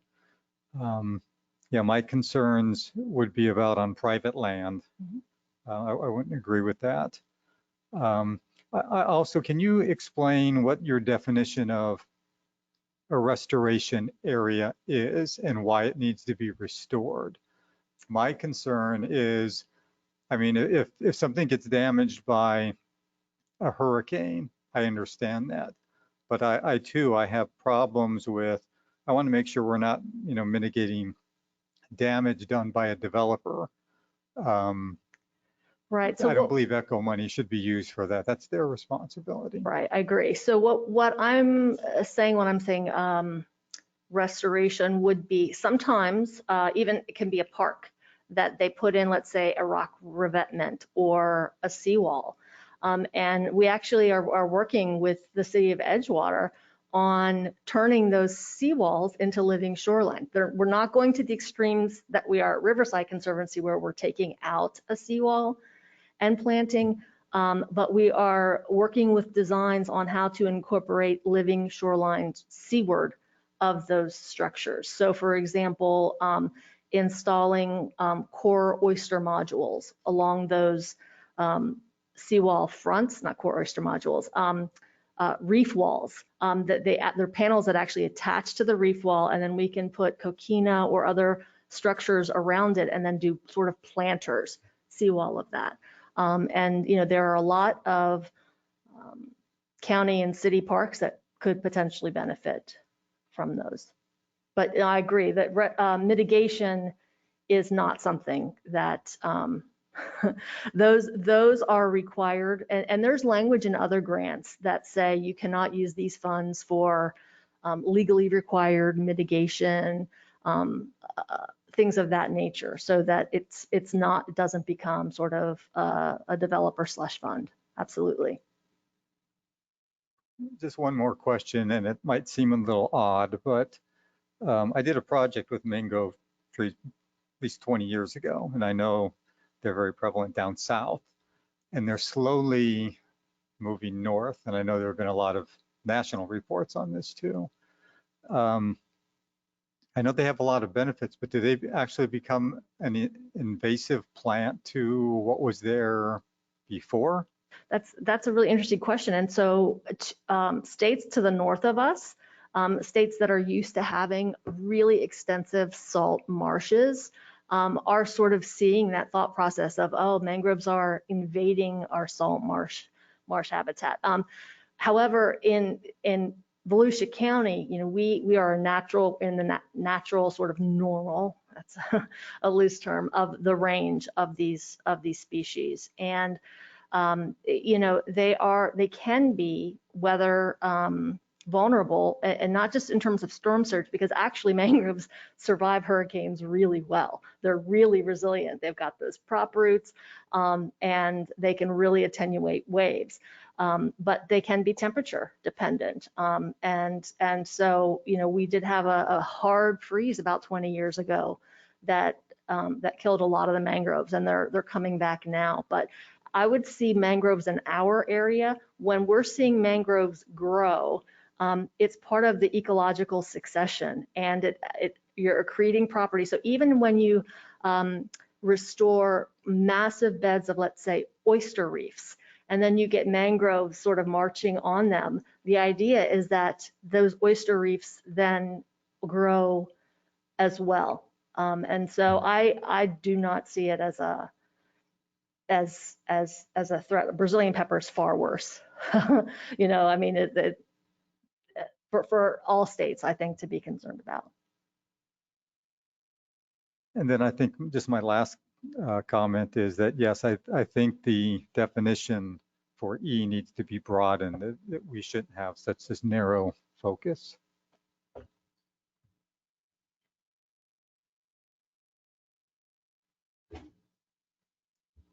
Well, I think, oh wait, Pat has a comment. More of a comment than a question. I read something the other day and it referenced an old man, and actually I want to change that saying from an older man or woman will plant a tree that they may never see again. And I want to make sure that not only that I will be able to see what you do, but I'd like to be able to see that my children, grandchildren, great-grandchildren, that we get the message out that it's just not a tree planted there because somebody thought it was a good idea to just plant it there, the reasons why. So I think you guys have a really good educational plan to get out to our kids and grandkids. So thank you very much for what you're doing. Thank you. Yes, they say the best time to plant a tree is 20 years ago, and the second best time is tomorrow. So educating folks is really important to us. Just a comment. Patterson doesn't want to admit he's getting old. He always uses that getting older, but I he's only old. accept You are older. old. I'm not getting old. I'm just getting older. Sentimental. That's adorable. Mr. Chairman, could I make, I don't know whether you're looking for a motion or just direction to staff to take the comments that we've all made back and come back at our next meeting with some recommendations on language to add green infrastructure to, and I think that's probably the word we want to use, green infrastructure, as opposed to specifically living shorelines. Would that be? And then define it. Yeah, and then define it. We can't right. just be, right. It can't be that broad either. And Yeah. so we'll have to work on that. But I think we need to work from some language, and maybe the next meeting we can go through that. And hopefully that won't affect your application that you mentioned. Not at all. And in fact, I can submit the federal and the state definitions, and I Okay, can that'd submit be all of great. that Thank you, information for Kelly. y'all's consideration. That would be helpful, I think. Very, very nice job. Thank you. Thank you. Okay, thank you, Kelly. Okay, moving along under new business, item D, we have marketing plan feedback and discussion. Hello. So the marketing plan that I have in the agenda package, it starts on page 18 for you. That was put together with the help of community information. So You know, these are not numbered, these pages. numbers are not numbered. No. Oh, I apologize for that. It should have been page 18. How about that? We'll get there. Driving I me got it. crazy It's here. it's like that. There you We've go. been figuring it out. Yes. So our main objective was to increase the awareness of the program. Obviously, we want to be able to highlight each letter specifically. There's many tools throughout the plan that we plan to use to do that. The first thing community information suggested to us was to update our logo. So we've done that. If Jill, you can put that up. Because without that, we don't want to create all these other items without a new fresh look. Ooh. So when I communicated with community information, we wanted to get each letter to stand out, to kind of define what each one is. So we felt they did a very good job at that. You know, E is environmental, C cultural. I think it kind of reaches each of those. So we just wanted to get that out. If y'all have any thoughts or ideas or anything on the new logo. I think it looks great. I like it. Yeah. I like it. Yeah, I think it's okay. I guess I like it. I think the proportions are wrong. You know, to me, the Echo's too pulled in comparison to Volusia. I don't know whether, I think it should be drawn in to where it starts with a V and it ends with the A, because I think the letters are too large. So I find it bulky. But enhancing our quality of life, I think, is fine. Okay. And I like the connection to the letters Mhm. and, you know, Okay. do it that way. And this is a draft, so I'm not sure if the sizing is what actually would be, but I will Right. definitely pass that along to make sure we kind of get it so it's more proportioned. Sure. So Is there a reason why they changed enhancing versus preserving? that's what's in the ballot language. Thank you. When will that be finalized? Do we need to take a vote on this, or is it just coming from staff? Is Kevin working on this? Is this Kevin's deal? Okay. We're open to you. I mean, it's really a fresh new look. I really like it. And I think that it's timely that we should move it out. So Yeah. we Yeah. felt it was a staff level decision, but we wanted Okay, to bring it to that's- you because it wouldn't be a surprise, and ask for some feedback before we officially start sharing it. So Jack, we have your feedback. If anyone else, Mr. Alt. Yeah, good. Okay. Good. So as we proceed with the marketing plan that we have, the outline, we will start using that. We haven't done anything yet, like I said, because we wanted to get this out first, and then we'll move forward. Tomorrow, Brad is speaking on Volusia tomorrow. So that'll be the first part of the marketing plan. But if you have any questions or any thoughts on the marketing plan that we have out, feel free to share or provide any feedback. I have a host of questions, and are we just going to go through it line Absolutely, by yeah. line, If you or? just want to, I wasn't going to go step by step or section by section, but if you have questions, definitely just. Let me tell you what I think in a total sense that, first of all, I really applaud doing this. We've talked about it for a long time, and we have a dire need to it. And I really like many elements here. But I think the scope is too broad, that it dilutes the potential plan success. What I mean by that is that essentially there are three things that you're trying to do in this plan, and I think they should be broken apart. One is the basic publicity and getting to the public the awareness of Echo, which it should be the primary one. Then you've got the dashboard, which creates kind of an evaluation of where we are in time, the process of that, two different things. And to put them within one marketing plan, I think is a bad idea. The third element is trying to stimulate applicants. And again, not really part of the same thing. So you've got a marketing plan that's got 3 different projects within it, and I think they should be dealt with separately. It'll affect everything you do because your target audiences are all different, right? Your media form would be all different. And so as we go through these things and we talk about them, as a general principle, I think that would be a more solid way to approach the total marketing plan, because I think you're trying to accomplish too much, when you have very diverse objectives. So from there, we can go on down the line. Yeah, I'm not really quite sure what Jack, where you're coming from. It seems to me that if you're going to roll out a new logo and it's a brand new day for Echo because it's the old program's gone and this is a new program, wouldn't we want to try to get as much of that information out at? Oh, no, I think we should get all that information. Okay. Yeah. What I'm trying to do is make it more effective at promoting what we do. For instance, if we want to get applicants, then let's create a plan to get applicants, okay? And to be more proactive. If we want to tell the public where the projects are ongoing as a method of transparency, fantastic, we should do that, okay? But by trying to do all of these things in a marketing plan, I think it dilutes the effort. So I want more, not less. So don't think I'm trying to hold back. In fact, the new logo and all that, I think is a central thing to work with. And I think that works. But I'm just trying to address the plan as a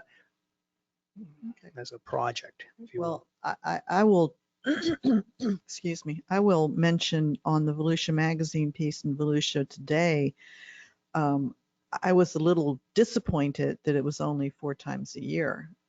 I think those programs ought to have some kind of either Volusia Forever or Volusia Echo ought to have a element in each, and they're produced weekly. They can do the bits and then maybe repeat them. But I think in addition to, I don't know what this means. Well, 4 to 5 minutes long. I mean, you could do a 30-second spot as well, or 45-second spot that focuses on either the Volusia Forever Lands or Volusia Echo. That would be one of my suggestions, is that I would want more than less, because I don't think we've, over the 20 years of the previous program, that we did a good job getting the word out on the programs. We found that when we were doing the campaign, that some people didn't have an idea. And part of it is, we had along the recession, we lost a lot of people in the recession that moved out of Volusia. Then people started moving back in. So it was they weren't familiar with it. So I would look for more than less. And I agree with the social media. I don't think paid advertisement, except on special occasions, needs to be used, but we need to do social media. We are, as a county, we're getting better. I think didn't Kevin get an approval for a social media person in the budget?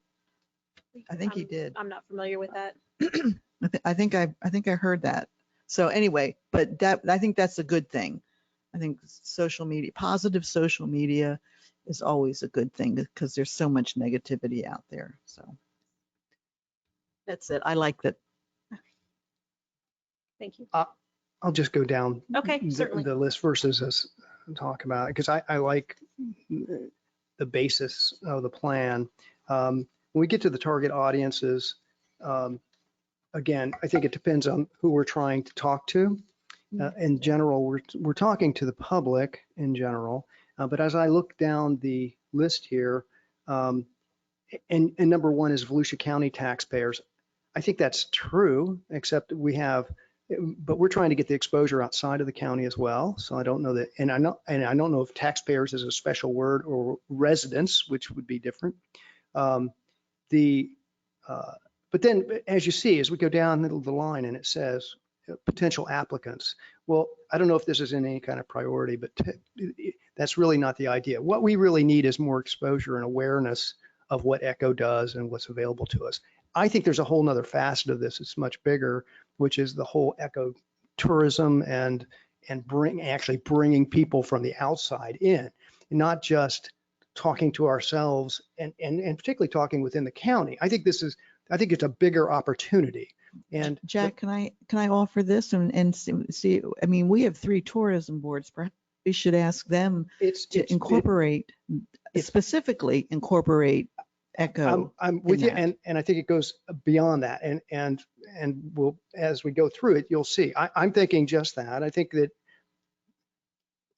the awareness element is the most important part, and it can be a benefit to us commercially as well as usage, right? And then all those things. I mean, I think it brings, you know, when we talk about trying to get applicants or talking about where projects are in time, that's not, you know, if there's a person in Georgia that's going to come down here and visit, what they're going to do is they look for other things to do. They look for this. So we have a huge opportunity to speak to a broad audience because these things are there. And I think the trails are the greatest, you know, focus on now. And we can get the trails, make a big deal, and people come just for that. So I think there's much more to it. And so the marketing plan to me needs to be broader, but better focused. Okay. Yep. And so when I go through these things, you know, and it says like, you know, like county employees. Well, of course, but those are residents anyway, right? So we'll speak to them. When we get to the objectives part, you know, I think that because the awareness is, I'm sorry, go ahead. No, go ahead. I think the most important part here, and this is something that I suggested within the material I sent, was that we need a dedicated website to ECHO and potentially forever that allows people to go there instead of trying to funnel this through the county site. I think is a bad idea because no one's going to go there and look at it. I think this has got enough meat and content to stand alone and do it. And I think that that's the big opportunity. And, you know, I don't know if that's a budgetary issue or what it might be, but I think a standalone site is what is really going to bring awareness versus channeling everyone to the county site, because I think it becomes the anchor of the campaign if we think of it like a campaign. So I think we're getting down a little bit into the weeds here in terms of this is what our professional level staff has presented, and we're open to suggestions, but in terms of target audience, and we're open to your suggestions and we'll make tweaks, but these are really staff level decisions, but we'll take your feedback certainly. Okay.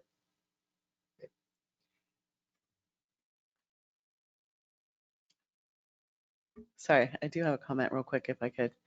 The only thing I think that's not in here is maybe we looked at social media, but maybe in-person events. There's a couple throughout the year in our community that I think would be warranted of having representation for ECHO, and it would be the art museum. I'm sorry, the various art festivals. There's DeLand, there's Daytona, New Smyrna Beach. That might be something to consider for staff in the future. Certainly. Thank you. Thanks. I just want to make a comment. We talk about social media. Just the issue with social media is, yes, you could do it, but the algorithms on the different social media sites keep that from being shared to a lot of people. I know I get a lot of, posts from Volusia County. Well, I'm the one, so I am one of 20 people that's going to go to. Unfortunately, that's not going to help us. So if there isn't a budget for, advertising and buying those extra slots, social media in itself is very, very limited. And I have no idea what, your budgets are. So. But I can tell you this, there's no doubt. Part of this comes down to some advertising in order to facilitate them finding a site, especially a standalone site. They're not going to find the Volusia County site. So, and it's not expensive. You're talking about search engine optimization and whatnot. This is not a big technical, your IT folks will know all about it. To me, you need a method for people to search, all right, to come here, or whether it's in the county or outside of the county. And it may be in the weeds, but I don't know why we would specifically say we wouldn't do any advertising when in fact a very small budget of web-based advertising could really complement what we're trying to accomplish, which is awareness, right? And without the advertising, the awareness never gets there. It doesn't. And Facebook, I think, is a great thing. What you do is you link that back and forth, right, between the site, and then you go back and forth, and it's a terrific thing. And it connects to the county site as well. So all those things work together, but you've got to have a more comprehensive plan in that regard. And sometimes a little bit of advertising in the web world makes a big difference. We paid for when the campaign, we had a guy, a social media guy that we hired, that he placed the advertisements where, I mean, I don't know how he does it. I just know that it worked, and we would get our impressions and the numbers of hits. And it's not as complicated as it seems. And I know I'm still posting stuff up on, we still have our Echo Volusia Forever Facebook page and website is still up from the committee. I'm still posting stuff on it, and I go back and look to see how many hits it got, how many shares it made, and how many people have seen it. So what if we used that website as the standalone for this? In other words, what if we just did that, okay, took that website and enhanced it with more materials and more things and more content, and because it's already there, and it would complement Forever as well, and it would work fine. I looked at it just the other day with that thought in mind, and that way we don't start at ground zero. We've got something that's pretty solid. Well, that would be, I guess, a staff decision, but we certainly would, I think the committee, the old committee would be certainly open to allowing the use. So here he comes. Here he comes. He has to spank us now and tell us why we I can't get do it. The something. point's taken. And so we've heard on the website, and I have some ideas actually, just thinking through how we could marry this with some other things that we're trying to do to get our citizens to explore Volusia, but also outside folks. And that's why we had put in part of the goals that the staff is recommending is sitting down with those tourism boards and getting together and seeing how we can create some synergy, not only for our public, but for visitors. So we'll take your feedback. This is a living document. It's an iterative process, and we'll come back and when we meet at our next meeting, talk through where we've updated, what strategies we think will work better for further discussion. And we'll have opinions then too. It's good. It's how we get better, for sure. I just have one last comment. We talked a little bit earlier about these opening ceremonies and whatnot of Echo projects. I'm not quite sure how we can address this, but it'd be really great to be participating in those opening as a show and tell of what applicants could see. So I'm assuming that other applicants thinking of submitting applications to us would attend these types of events. And I'm not sure how we can do that to get invites, but I don't know if there's any suggestions that you have. Yes. So typically we extend invitations to, so you will be involved. We'll have to remind them that they need to invite us. Well, they do a if pretty you're good there, job. that's the important part. Yeah. Know about that. One last in the weeds question. Yes, sir. What are the infographics that you speak of? What are those?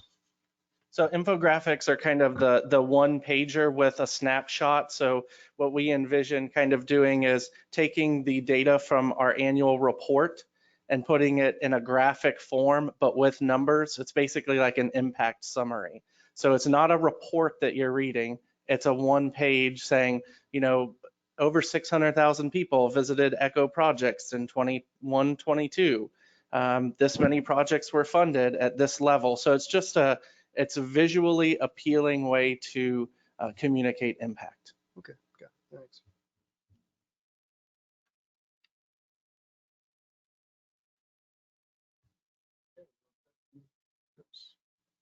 Thank you very much for the marketing presentation. I guess we'll be moving forward now to the dashboard presentation.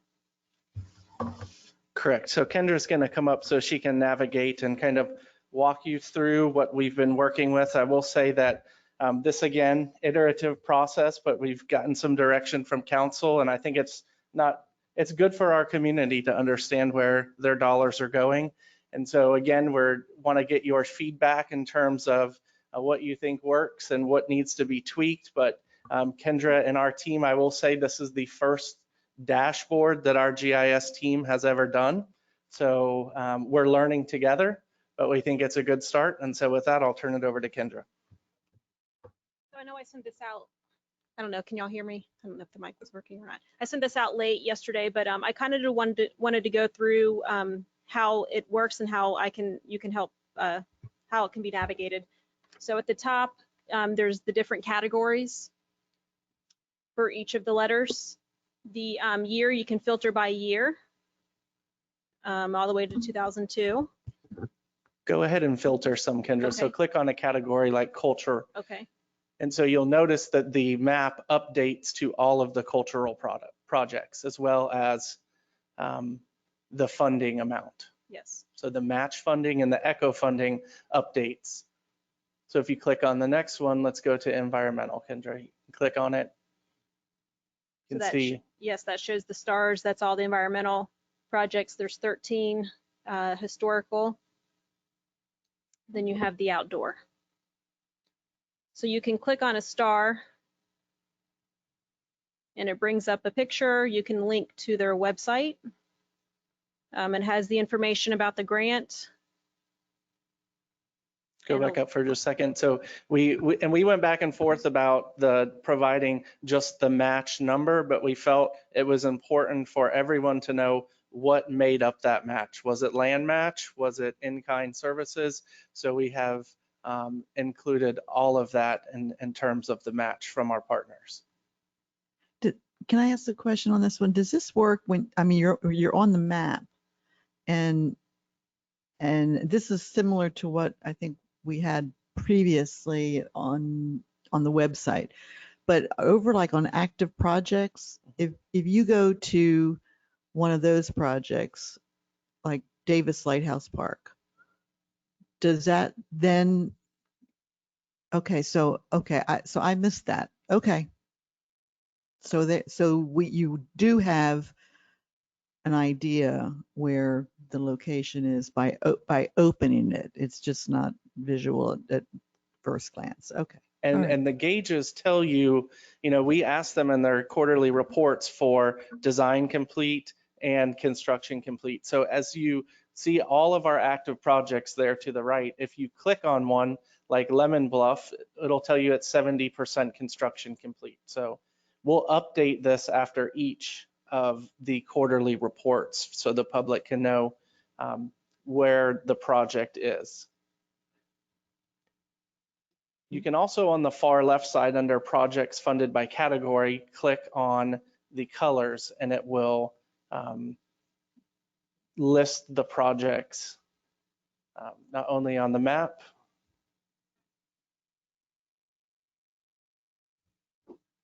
unclick active. There you go. So again, you can click on each of the pies and it's another way to sort.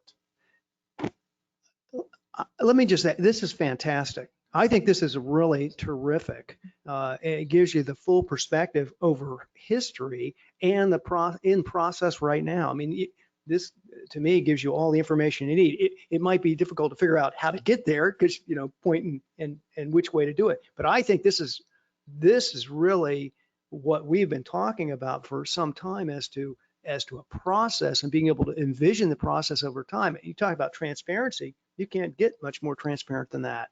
I think it's terrific. Yep. Hit it out of the park. Thank you. Also, just to note, in the top right corner, we have linked the previous story map, our ECHO website, the internal audit reports, and then our financial information report. And when does this go live and where is it going to be found on? So we're open to suggestions, but we'd like to put it right at the top of our ECHO page. That's fine. Yeah, Yeah, Yeah. I think you should. yeah. It's, I mean, it tells a story. Sorry, very user friendly, easy to manipulate if you're not a blogger or. We've also included the rescinded projects just for full transparency. So it is, if you look at the status, you have active, rescinded, and completed.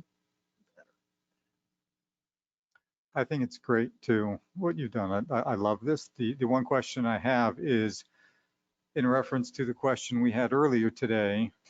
Are we going to be able to put up the grants from, So- that took a lot of work in 2011 and 12 to be that transparent. I think you remember that, Pat. It's possible, and I actually wrote a note after he spoke. The issue, as I understand it, is that everything we have to put on the web it has to be ADA compliant. A lot of the applications that were sent to us were scanned documents, not original documents, which makes ADA compliance very difficult.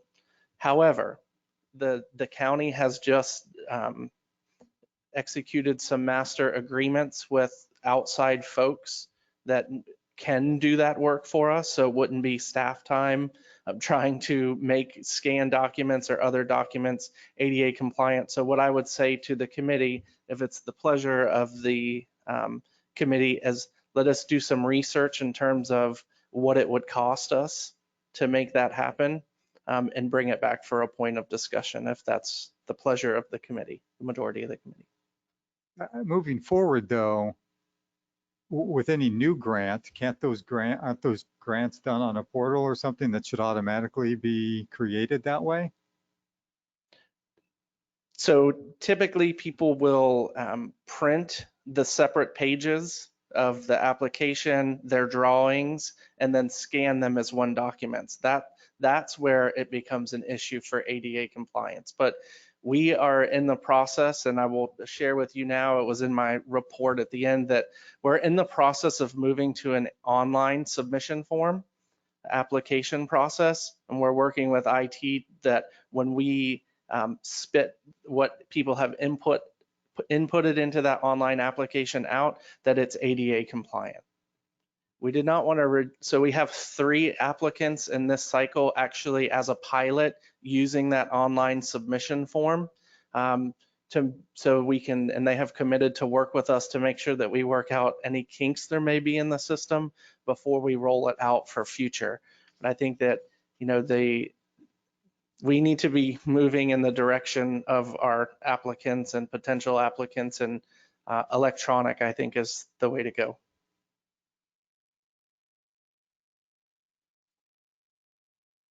So Good product. I just have a question. So the gentleman that was here earlier requesting,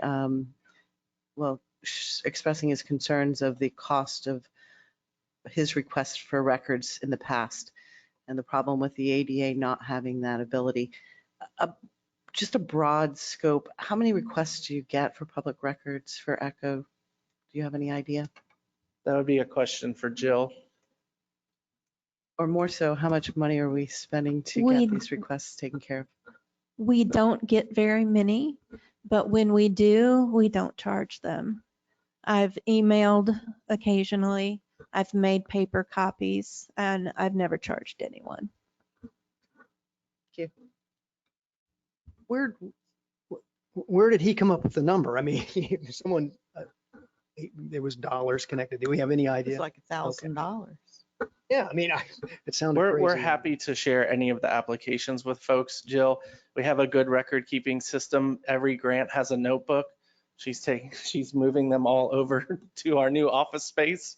So we're trying to find, so we're more than willing to share with folks where the information that we have. And that man has my card now, and he'll contact me if he wants any more information. Okay, great.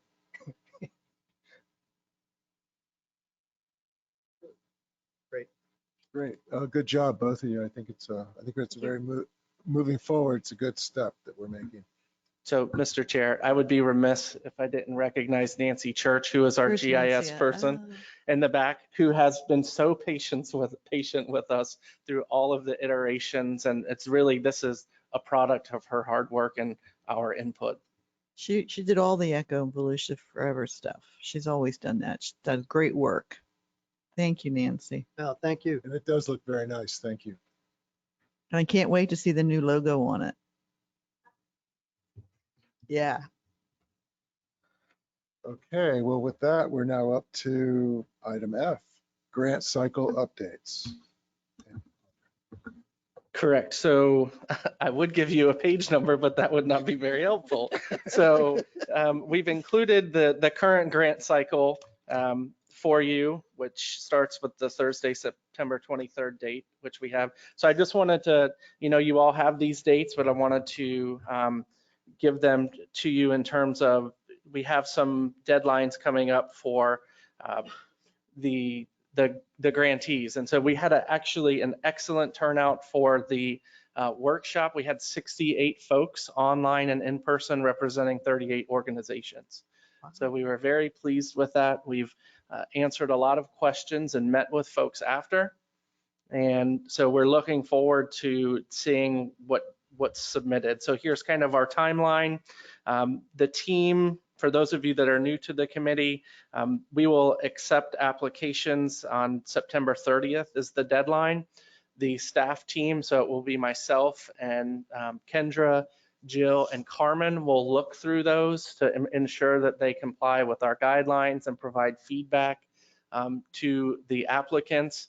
And then we'll ask them to have them submit their final submission of their grant application to us on October 21st. Then November 18th, we as a committee will do the tour of the applicants. And then December 2nd, we'll have the grant review panel. Any questions on the process? Yeah, I have a question. Yes, sir. How many applicants are you anticipating? This one would be really difficult with all the new rules and the time constraint. Even I'm at a loss. Really? No. Not a guess. Okay. I would say more than normal. Does Yeah, that I would help? too. And it leads me to believe that it may become a 2-day affair in order to see all these sites. So would you like us to ask you to reserve a date Yeah. just in case? Yeah, Yeah, I think that's a good idea. Yeah, I think we should address that if we can. So December 18th is a Thursday. Do we No, just, no, I think it's November. I meant November, I'm sorry. November 18th is a Thursday. So do we want to reserve that Friday or the Wednesday before? Which one? But I think we should set them Just down, a- reservation, yeah. Right, just a placeholder. if we need it. Placeholder, yeah. So would Wednesday work for folks? The 17th? Sure. Oh, wow. Is that your Oh, birthday? Bring your birthday Happy birthday, cupcakes. We could do the 19th, but it's the Volusia County Farm Tour, so I wanted to Oh, try to. Yeah, we can't, yeah, that's a great program. They're going to do that this year? Mhm. All right. Yeah, the 17th. would work. 17th works for me, yeah. We'll bring cake. Okay. No for you? singing Yeah, though, because we still Is want it all right? to be your friend. All right, so that was the cycle. One of the things when we brought the guidebook to council, what they've asked us to do is consider an additional cycle because we have increased the requirements in terms of documents that folks need to submit. So I guess they were hearing from some of their stakeholders that we will not have the documents, the new documents that are required by the new guidebook and guidelines, but we could later in the spring. What kind of documents would those be? Jay? It's probably the fact that we asked for actual plans. Okay. And so, yeah, so the plans themselves. All right. Yes. All right, I got you. And so some people just couldn't get it together within the thing, so they asked for it to be Yes. moved. I understand. So what we've also included a calendar as to what that would look like. If it is the pleasure of the board to have an additional cycle in the spring. And this would get us back on a normal cycle. My question on this would be, we're supposed to be addressing ECH and O. We were going to do that in the fall, but then when we added the fall cycle, we pushed that off to January or February, whenever. What does that do to that? Really, you mean the customized criteria by each of the ECHO and all the things that are associated with the goals? Does it mean, maybe we can do them at the same time? I don't know. Well, I actually think it's two different things. Oh, no, Because what we're discussing here is a calendar for applicants. No, I understand. And we'll be meeting, I'm assuming, a few times during this. Yeah, that's what I mean. So it can happen at the same time, right? It can be, it'll be going on. Right. Is the normal cycle, would we go back to the normal cycle which was really over the summer after this? In other words, if we plug in this cycle, or does this become the new cycle, or one of these two? We would go back to the normal starting in August. So this Okay. would be an additional cycle this year. And from a standpoint of the associates with the county, do you have adequate time to deal with this? If it's the pleasure of the board, we'll make it happen. Well, When you I said- understood you to say the council requested this. Yes, ma'am. Okay. Well, in a way, I think it's good because, we lost last year, Right. with the election. So we were really fast tracking to get a grant cycle out so that we didn't miss more time. Right. So I believe if we do one in the spring, Well, that would, and it's good, especially if we have all these applicants now. We've got a full slate. Looks like it's happening this time, and some that can't get to it, which may mean another. well, and some of the grants that maybe don't pass the technical review test with a little bit of work could be resubmitted in the spring, Good point. so they would not have to wait all the way until August to start over again. When you say the next cycle then would start again in August, does that mean there will be a fall cycle? So we'll be hearing those grants in November, December, or, okay, so we're doing 3 cycles within the next 14 months. Starting 3 cycles. We won't get all the way through. Right.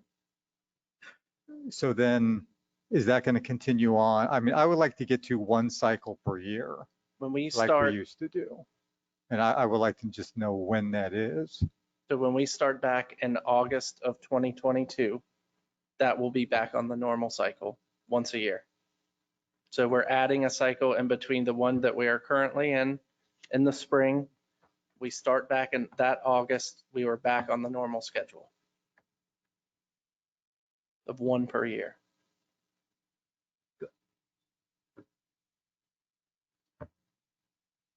Well, do we have to cobble together a motion for this? I move the recommended ECHO calendar for 2021 and I guess it's 2021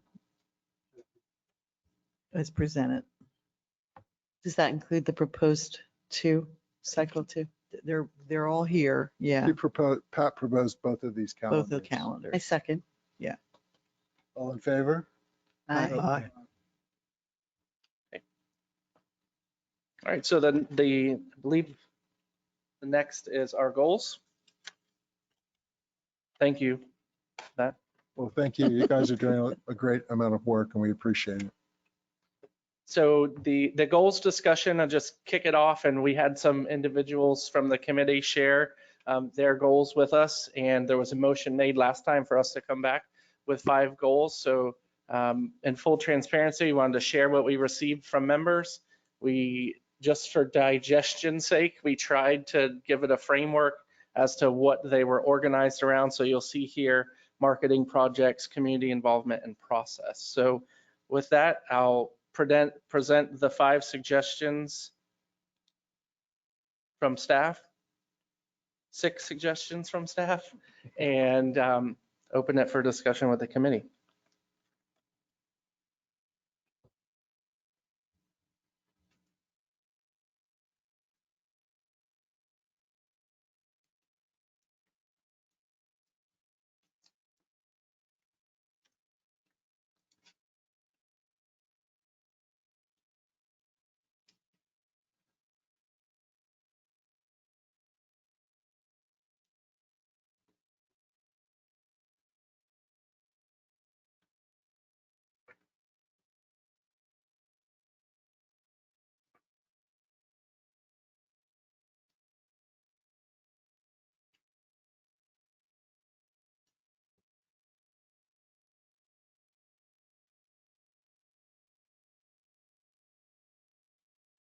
I guess I have a question.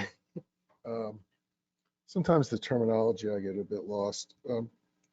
Needs survey. I mean, I was what going is to it? ask the same thing. I need to better understand what I that mean, is. it's a term that I hear, and it's a term I don't sure I quite comprehend. Who needs? I could speak to that. Yeah, who needs what? You know. Okay. Well, going back to year 2000, there was a needs survey done throughout the county, and we had a clear direction of where we are going, what projects we wanted to do. Now, we got into redoing the application without really knowing what type of projects we wanted or were coming to the table. Pat had mentioned this originally, and then I joined in. So we know what type of money is going to be spent, so we're not reducing, match requirements and opening the floodgates to a lot of different types of projects. Now,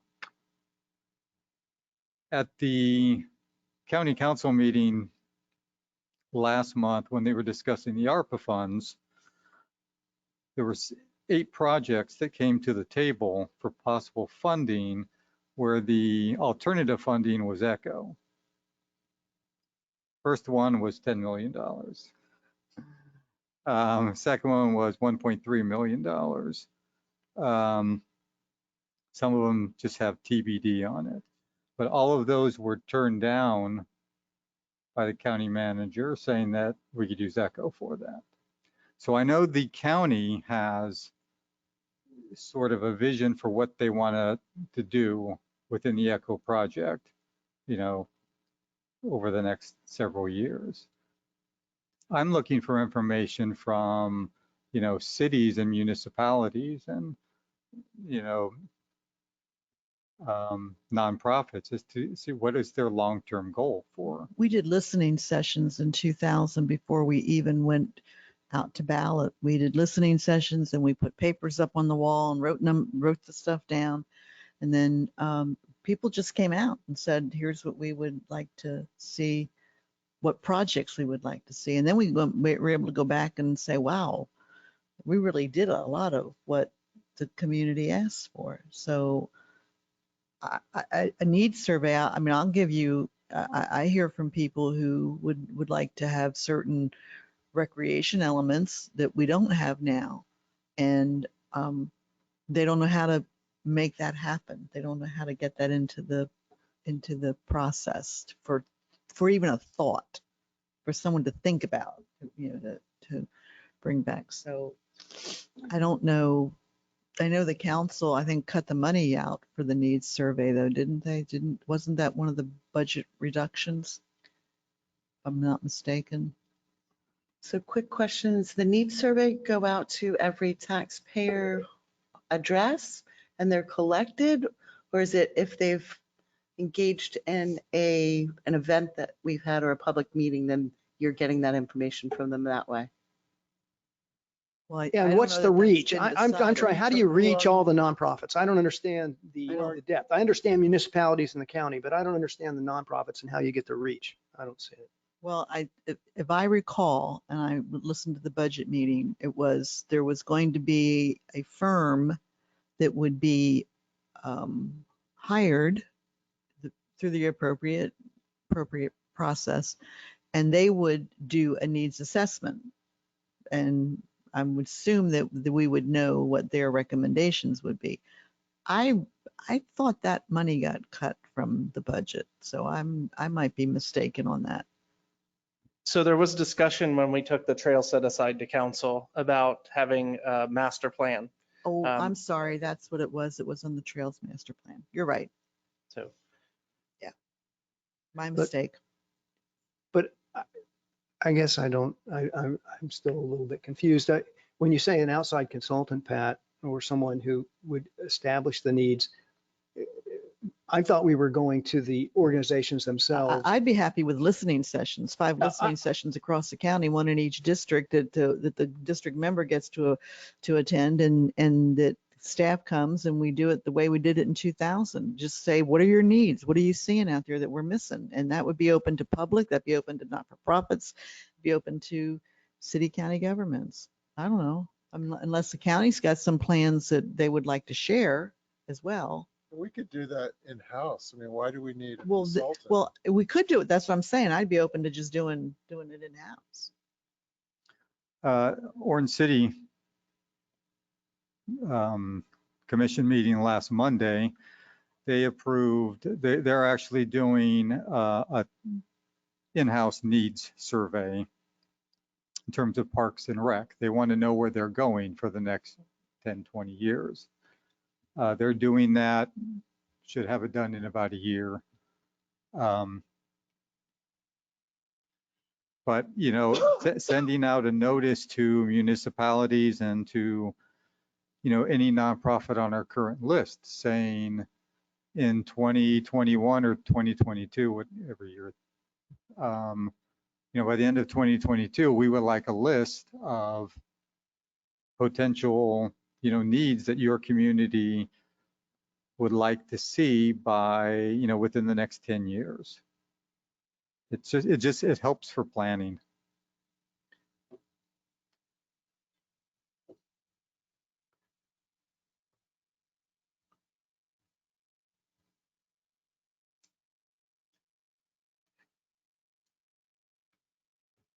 Okay. I think the difficulty becomes not doing the needs survey. It becomes creating a plan to address those needs, that we have a roadmap. That's where it gets. Yeah, what do we do with the data once we Yeah, get it? I think that's probably one of the issues, but I'm never opposed to asking the public what they think their money should be spent on. And that's, you know, maybe there's things that we're missing that we're not seeing, that the public thinks, hey, we need to have this, and we're looking for someone to pick that up and move it forward. So I'm okay with a need survey. I guess we just haven't decided. Well, it's just, No, we're to me, gonna it's do just the mechanics. I think we all would agree a need survey is a good idea. You know, the question is, can we capture all the needs and all the groups that may have needs? Because as you were saying, Pat, there's a lot of them that don't know.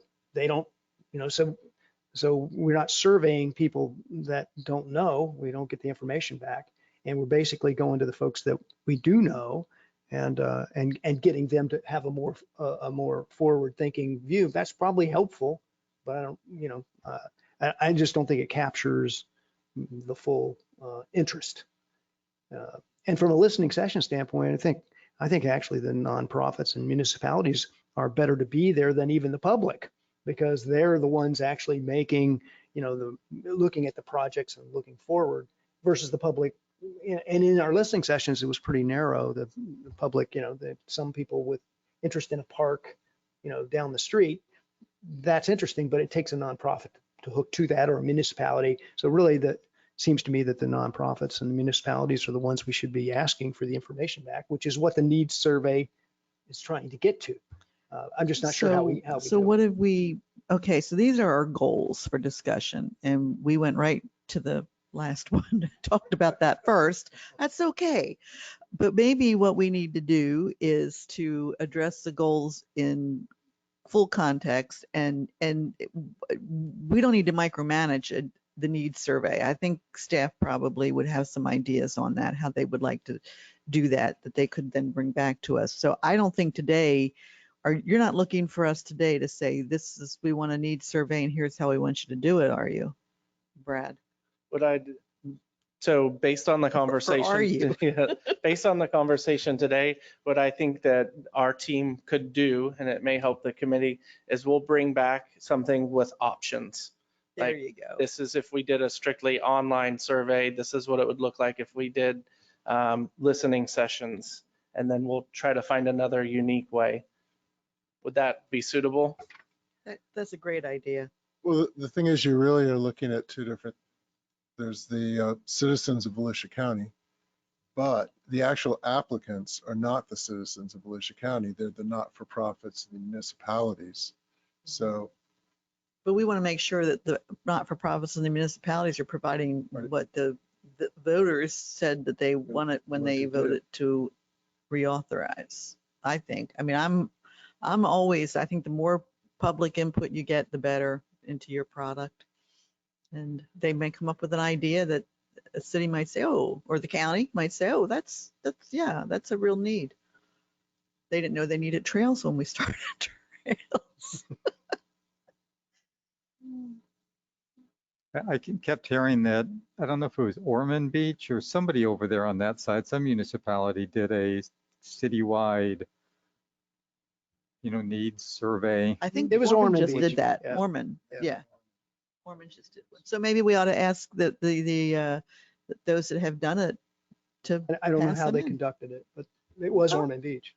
It's information. Well, I think it's a good idea for you to, give us a few options. I mean, we're trying to do the right thing. We're trying to pull in the needs. I'm just not sure how we get to it. So you guys will give us an option. All right, we'll bring something back. Yeah, I think for me that would be a first step. I don't know that I would want to put into the 2022 goal discussion that we then create a plan to address those needs. So I think it would be nice to know what the needs are first before we try to figure out how much of a scope we're talking about. So certainly we need to create the plan to address it, but I don't know if that's all doable in 2022 with doing two cycles. I mean, you guys are going to be working 7 days a week. I think it will really depend on what option you choose, because if it's an online survey, Well, there it may be different. Yeah, Whereas there if you we go. did listening sessions, Yeah. so I think if we could play it by ear Yeah. based on what plan we choose moving forward. How often is a needs assessment usually warranted? Are you looking at doing one every 5 years, every 10 years, every year? Just curious what the objective would be. I mean, it We've never done one. We've never done a needs assessment. When I was on the ECHO board in 2011-12, we went back and we We reviewed we, what, we, yeah. we did that. Our listening sessions at that time were basically needs. yeah. What needs do we did- still That's need? right. We did do that but we You know, didn't. these last listening sessions, Yeah. we didn't Yeah. really go that road.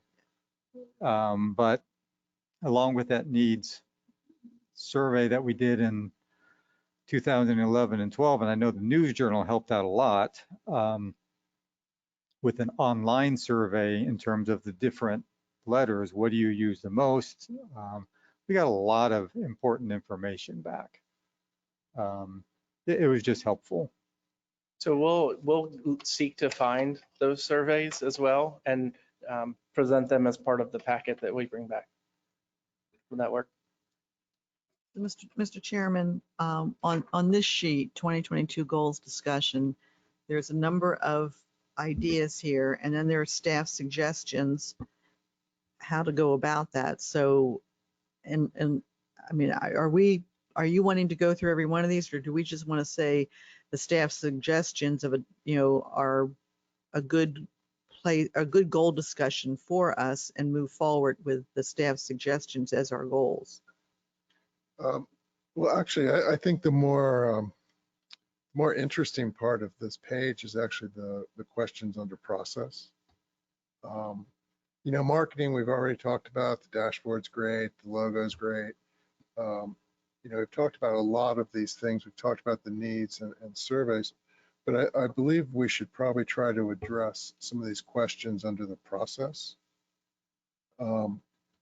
Because I think those are the items we're going to have to address as we update the application for next year. So are you looking to do this today or to bring this part of it back? And because there's a lot of discussion under process. Quite frankly, I thought this was going to be today's meeting. I didn't realize we were going to have all that other gobbledygook that we had to go through. So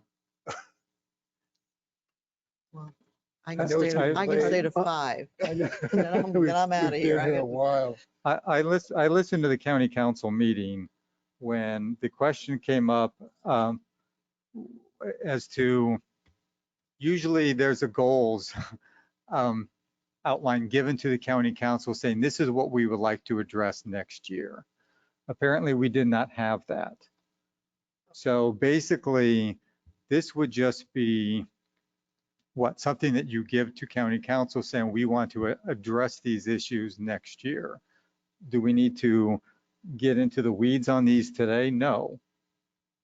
No, it's just, if you look at this and you say, yeah, we could discuss this next year as our goal, I think that's all we're trying to do. I was trying to solve the whole problem today. Well, I tell you, I Solve the world's think I problems. was someplace in between. I don't know, I'd like to make a comment if I could. Going after watching the county council's meeting and having those comments back, that what's the goals that Brad was put on the spot about. What came to mind to me was very just simple in that spend as much money as possible. And I think by having that second application period for this year, because we're talking about goals for this year, I think that will address the spending. And I look in the future to have more than one application period if warranted.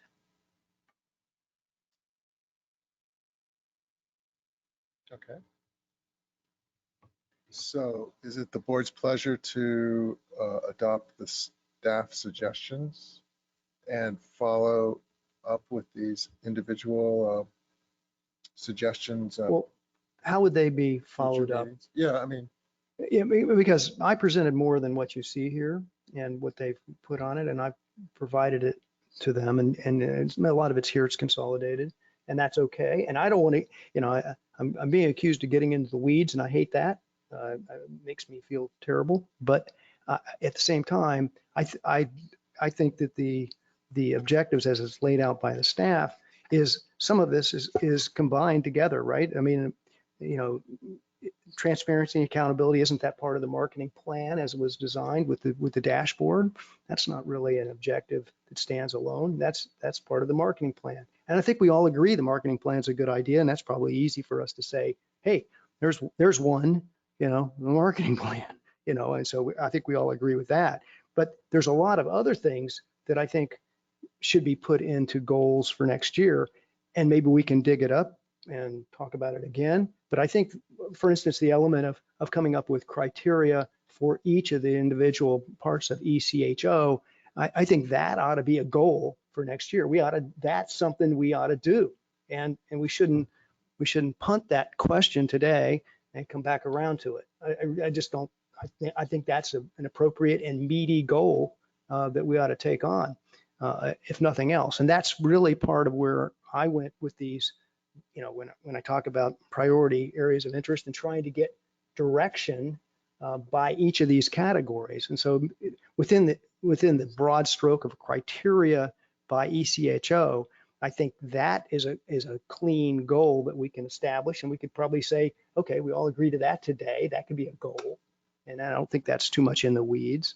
And so there's a few things that I think are clean, but I find the goals provided by the county are pretty low. The bar is pretty low for those, and I'm looking for more goals that are a little more aspirational to the committee based on going forward. That's the only thing I would point out, and I agree that we've got to spend money. I mean, that's what we're tasked to do, and that we have the two cycles. And I'm not opposed to having a discussion on these, but to have a discussion today on every one of these, I don't think council, I mean, I might be wrong, Mr. Patterson, if you want to pop in here, because you sat on council as well. I think council's looking for some broad stroke. What is the Echo Board wanting to accomplish this year? We want to have two cycles. We want to do a needs survey. And maybe we want to do priority area of interest for each element of Echo. Jack, I have no idea what that means, frankly. I don't either. That was provided in the material I provided, but I think that's all part of the criteria by ECHO. And so I just think council's not going to get into the weeds on this, that they're going to ask us to just give them some broad, okay, spend the money. I don't know. It just seems, I don't think it's much of a progression if what we say, hey, is we want to run 2 cycles and we have and we do a needs survey. I just don't think that's, I think this is just a technicality, you know, because on the resolution that creates the advisory board, we have to submit goals. Right. And it's submitted every year. And I have no idea if those are actually followed up on or not. We had to bring it up. We didn't even do goals one year, I think. We asked. Yeah, and we had to facilitate. So no, I understand that. I'm just trying to make it real. Well, I think it's pretty, I mean, the fact that we now have a dashboard, and I understand that's a staff-driven process, but that's a pretty bold goal that got accomplished. And so we also want to be able to say we've accomplished our goals, or if we have to roll something over, we're rolling it over because of this reason. So I'm happy to talk about all of this, but I don't know that, like, consider a small grant application like the one on the state level for grants under 50,000. That certainly is something maybe we need to talk about, but is that a goal? I mean, does that go into goals? I see goals, I guess, more broader than what I'm looking at here. So that's the, I'll shut up.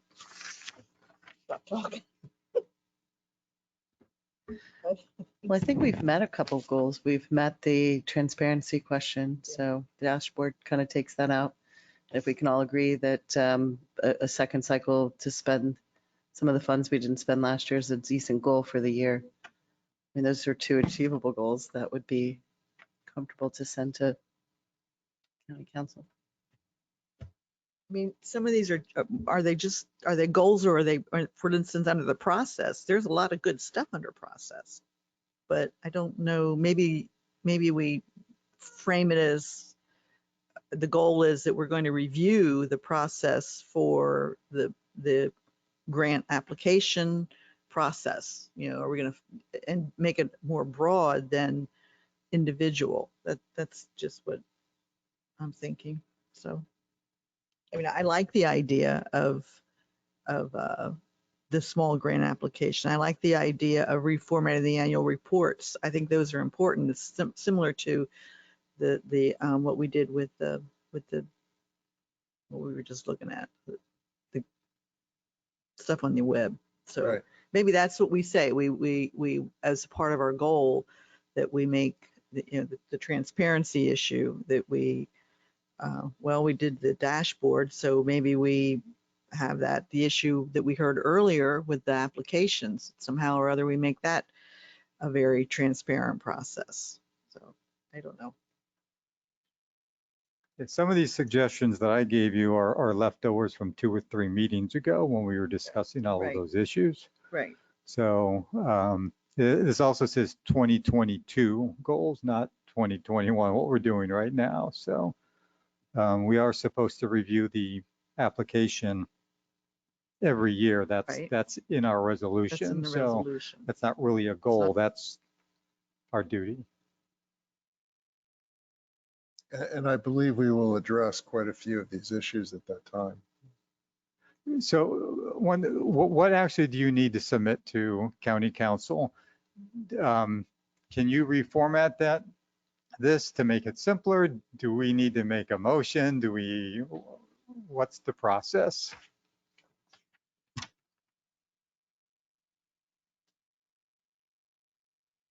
I'm going to read to you what it says in the organizing resolution. So the committee shall conduct an annual goal setting session where it will outline its work plan for the year.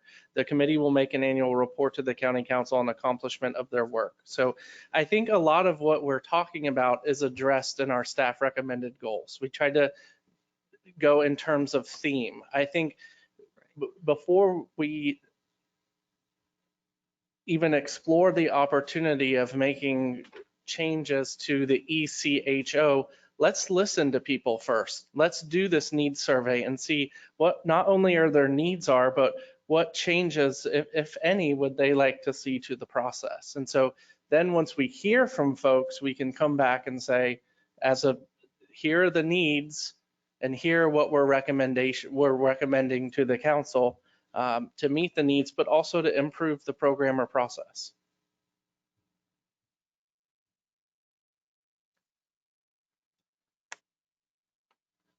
That cleared things right up for you, no?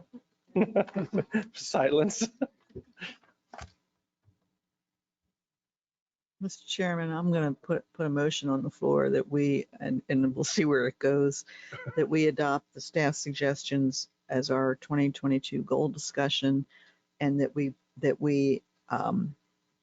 those items that I think anytime a member has brought something forward, we should discuss it. We should have that conversation, and that as part of our, maybe we add a goal that we are looking at process community involvement. We're reviewing not the application, but the processes of the program as one of our goals, and that leaves us some flexibility going through the next year with these multiple awards coming up, that we can bite them off as we, maybe we have a special meeting. We add a meeting to our calendar that is just specifically goal discussion that addresses. Ms. Northey, what that's what this is the motion? The motion I is thought that you we was a adopt the motion staff and a debate suggestions as there. our 2022 goals. Okay, I'll second that. Can we have just one comment? I wanted to get clarification on that before we vote. So revised quarterly and annual reports, is that kind of part of the dashboard? Because that's going to be updated at the same time, or is it an additional report for you? So it's reports that are already required by our grantees. At this point in time, we collect a lot of extraneous data that we do not use. And I am a fan of, if you are collecting data, you should use it. And so kind of looking at what are we collecting and what is its purpose and what is its use for, and how can we use this data to communicate program impact through infographics or through the dashboard.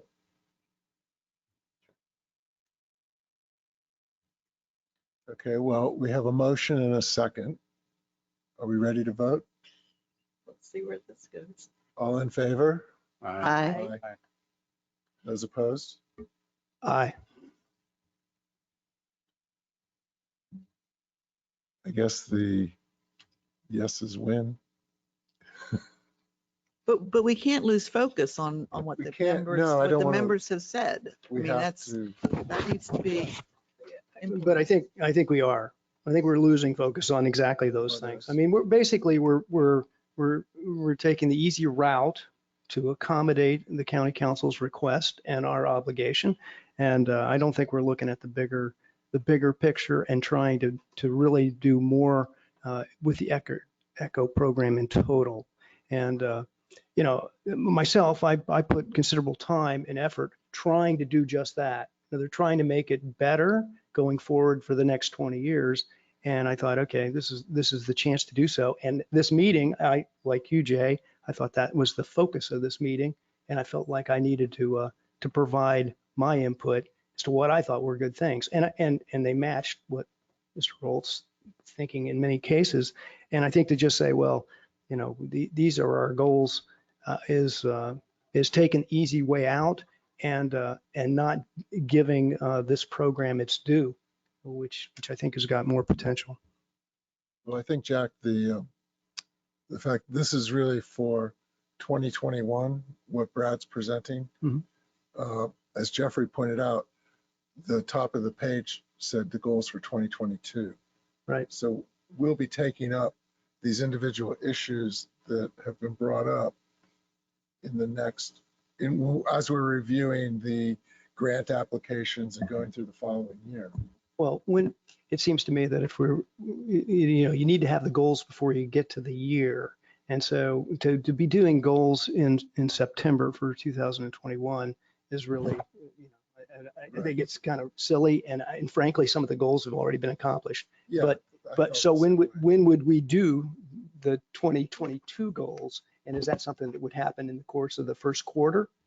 Well, could we add it to the calendar as specifically a meeting just to address the 2022 goals? And we'll do that in January of 2021. It's good with me. Yeah, I actually thought that's what we were Me too. discussing today. I did You know, too. personally, because, you know, to me, county council threw a curveball into this because they wanted us to address living shorelines again and add a second cycle. Yeah. We were originally discussing all of this to get us through a cycle, to get the 5 new members on this board an opportunity to read grants, go through the entire process, look at the score sheet. And you need to look at that score sheet and try and fit it into 4 different categories. And once you go through that process, you'll understand a little bit better about ECH and O. So, you know, my confusion is we've added another cycle, and yes, I'm concerned about the calendar as to when are we going to do this now, because we would take Christmas off, come back sometime at the first of the year and have the spring to deal with all of this. And now staff and this board, we're listening to a whole nother grant cycle. So I would just be concerned that we're going to have time to do this. And I believe we're going to be adding 4 more meetings to our. But I'm looking, but see, here's what, and maybe we're just not all on the same thing. I'm looking at process. There's a lot of good stuff in here, but I don't know that it's a goal to facilitate an insurance question. Wouldn't we just tell staff to put that on the application? I think that has to do with. I think we need to talk about this stuff. I just don't know whether it's all stuff that you would define as a goal. That's all I'm saying. Goals to me are a little broader than the specifics, but the specifics need to be brought back. Maybe we need to have a meeting to talk about this. But like on the marketing, well, we did say we wanted to do a marketing program, and we say that down here in the staff suggestions. I mean, I think we're saying the same thing. Maybe it's the devil's in the detail, it looks to me. I don't. I know for the next 20 years, this is going to be a moving target as our Exactly. goals. Yep. And it'll change. And when you look at the marketing, I think that we've been marketing the ECHO program for 20 some years, as far as I'm concerned, because it's been out there and people have been applying for it.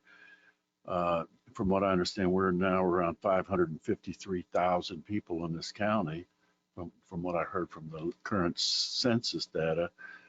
I think we've been asking the questions for years, and we keep going back and asking the same questions over and over. And I think we kind of know where we are.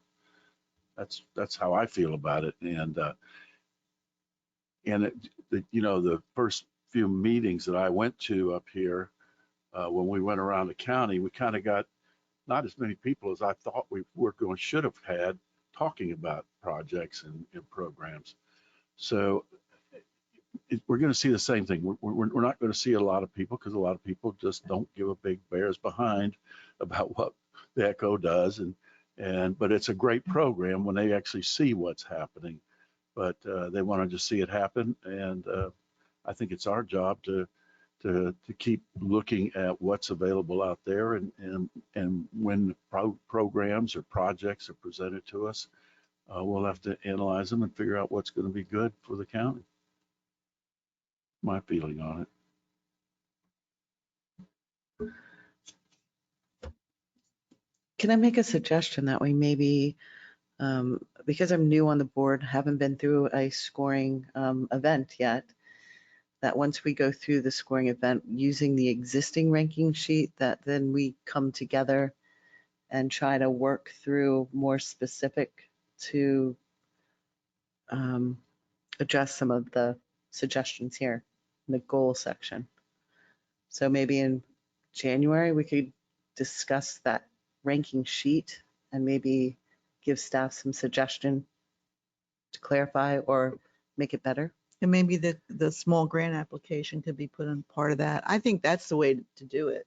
I don't want to lose focus on this stuff, but we do have a process in place now that's coming up pretty quickly. We've already in the middle of it. So I would agree with you, Stacy.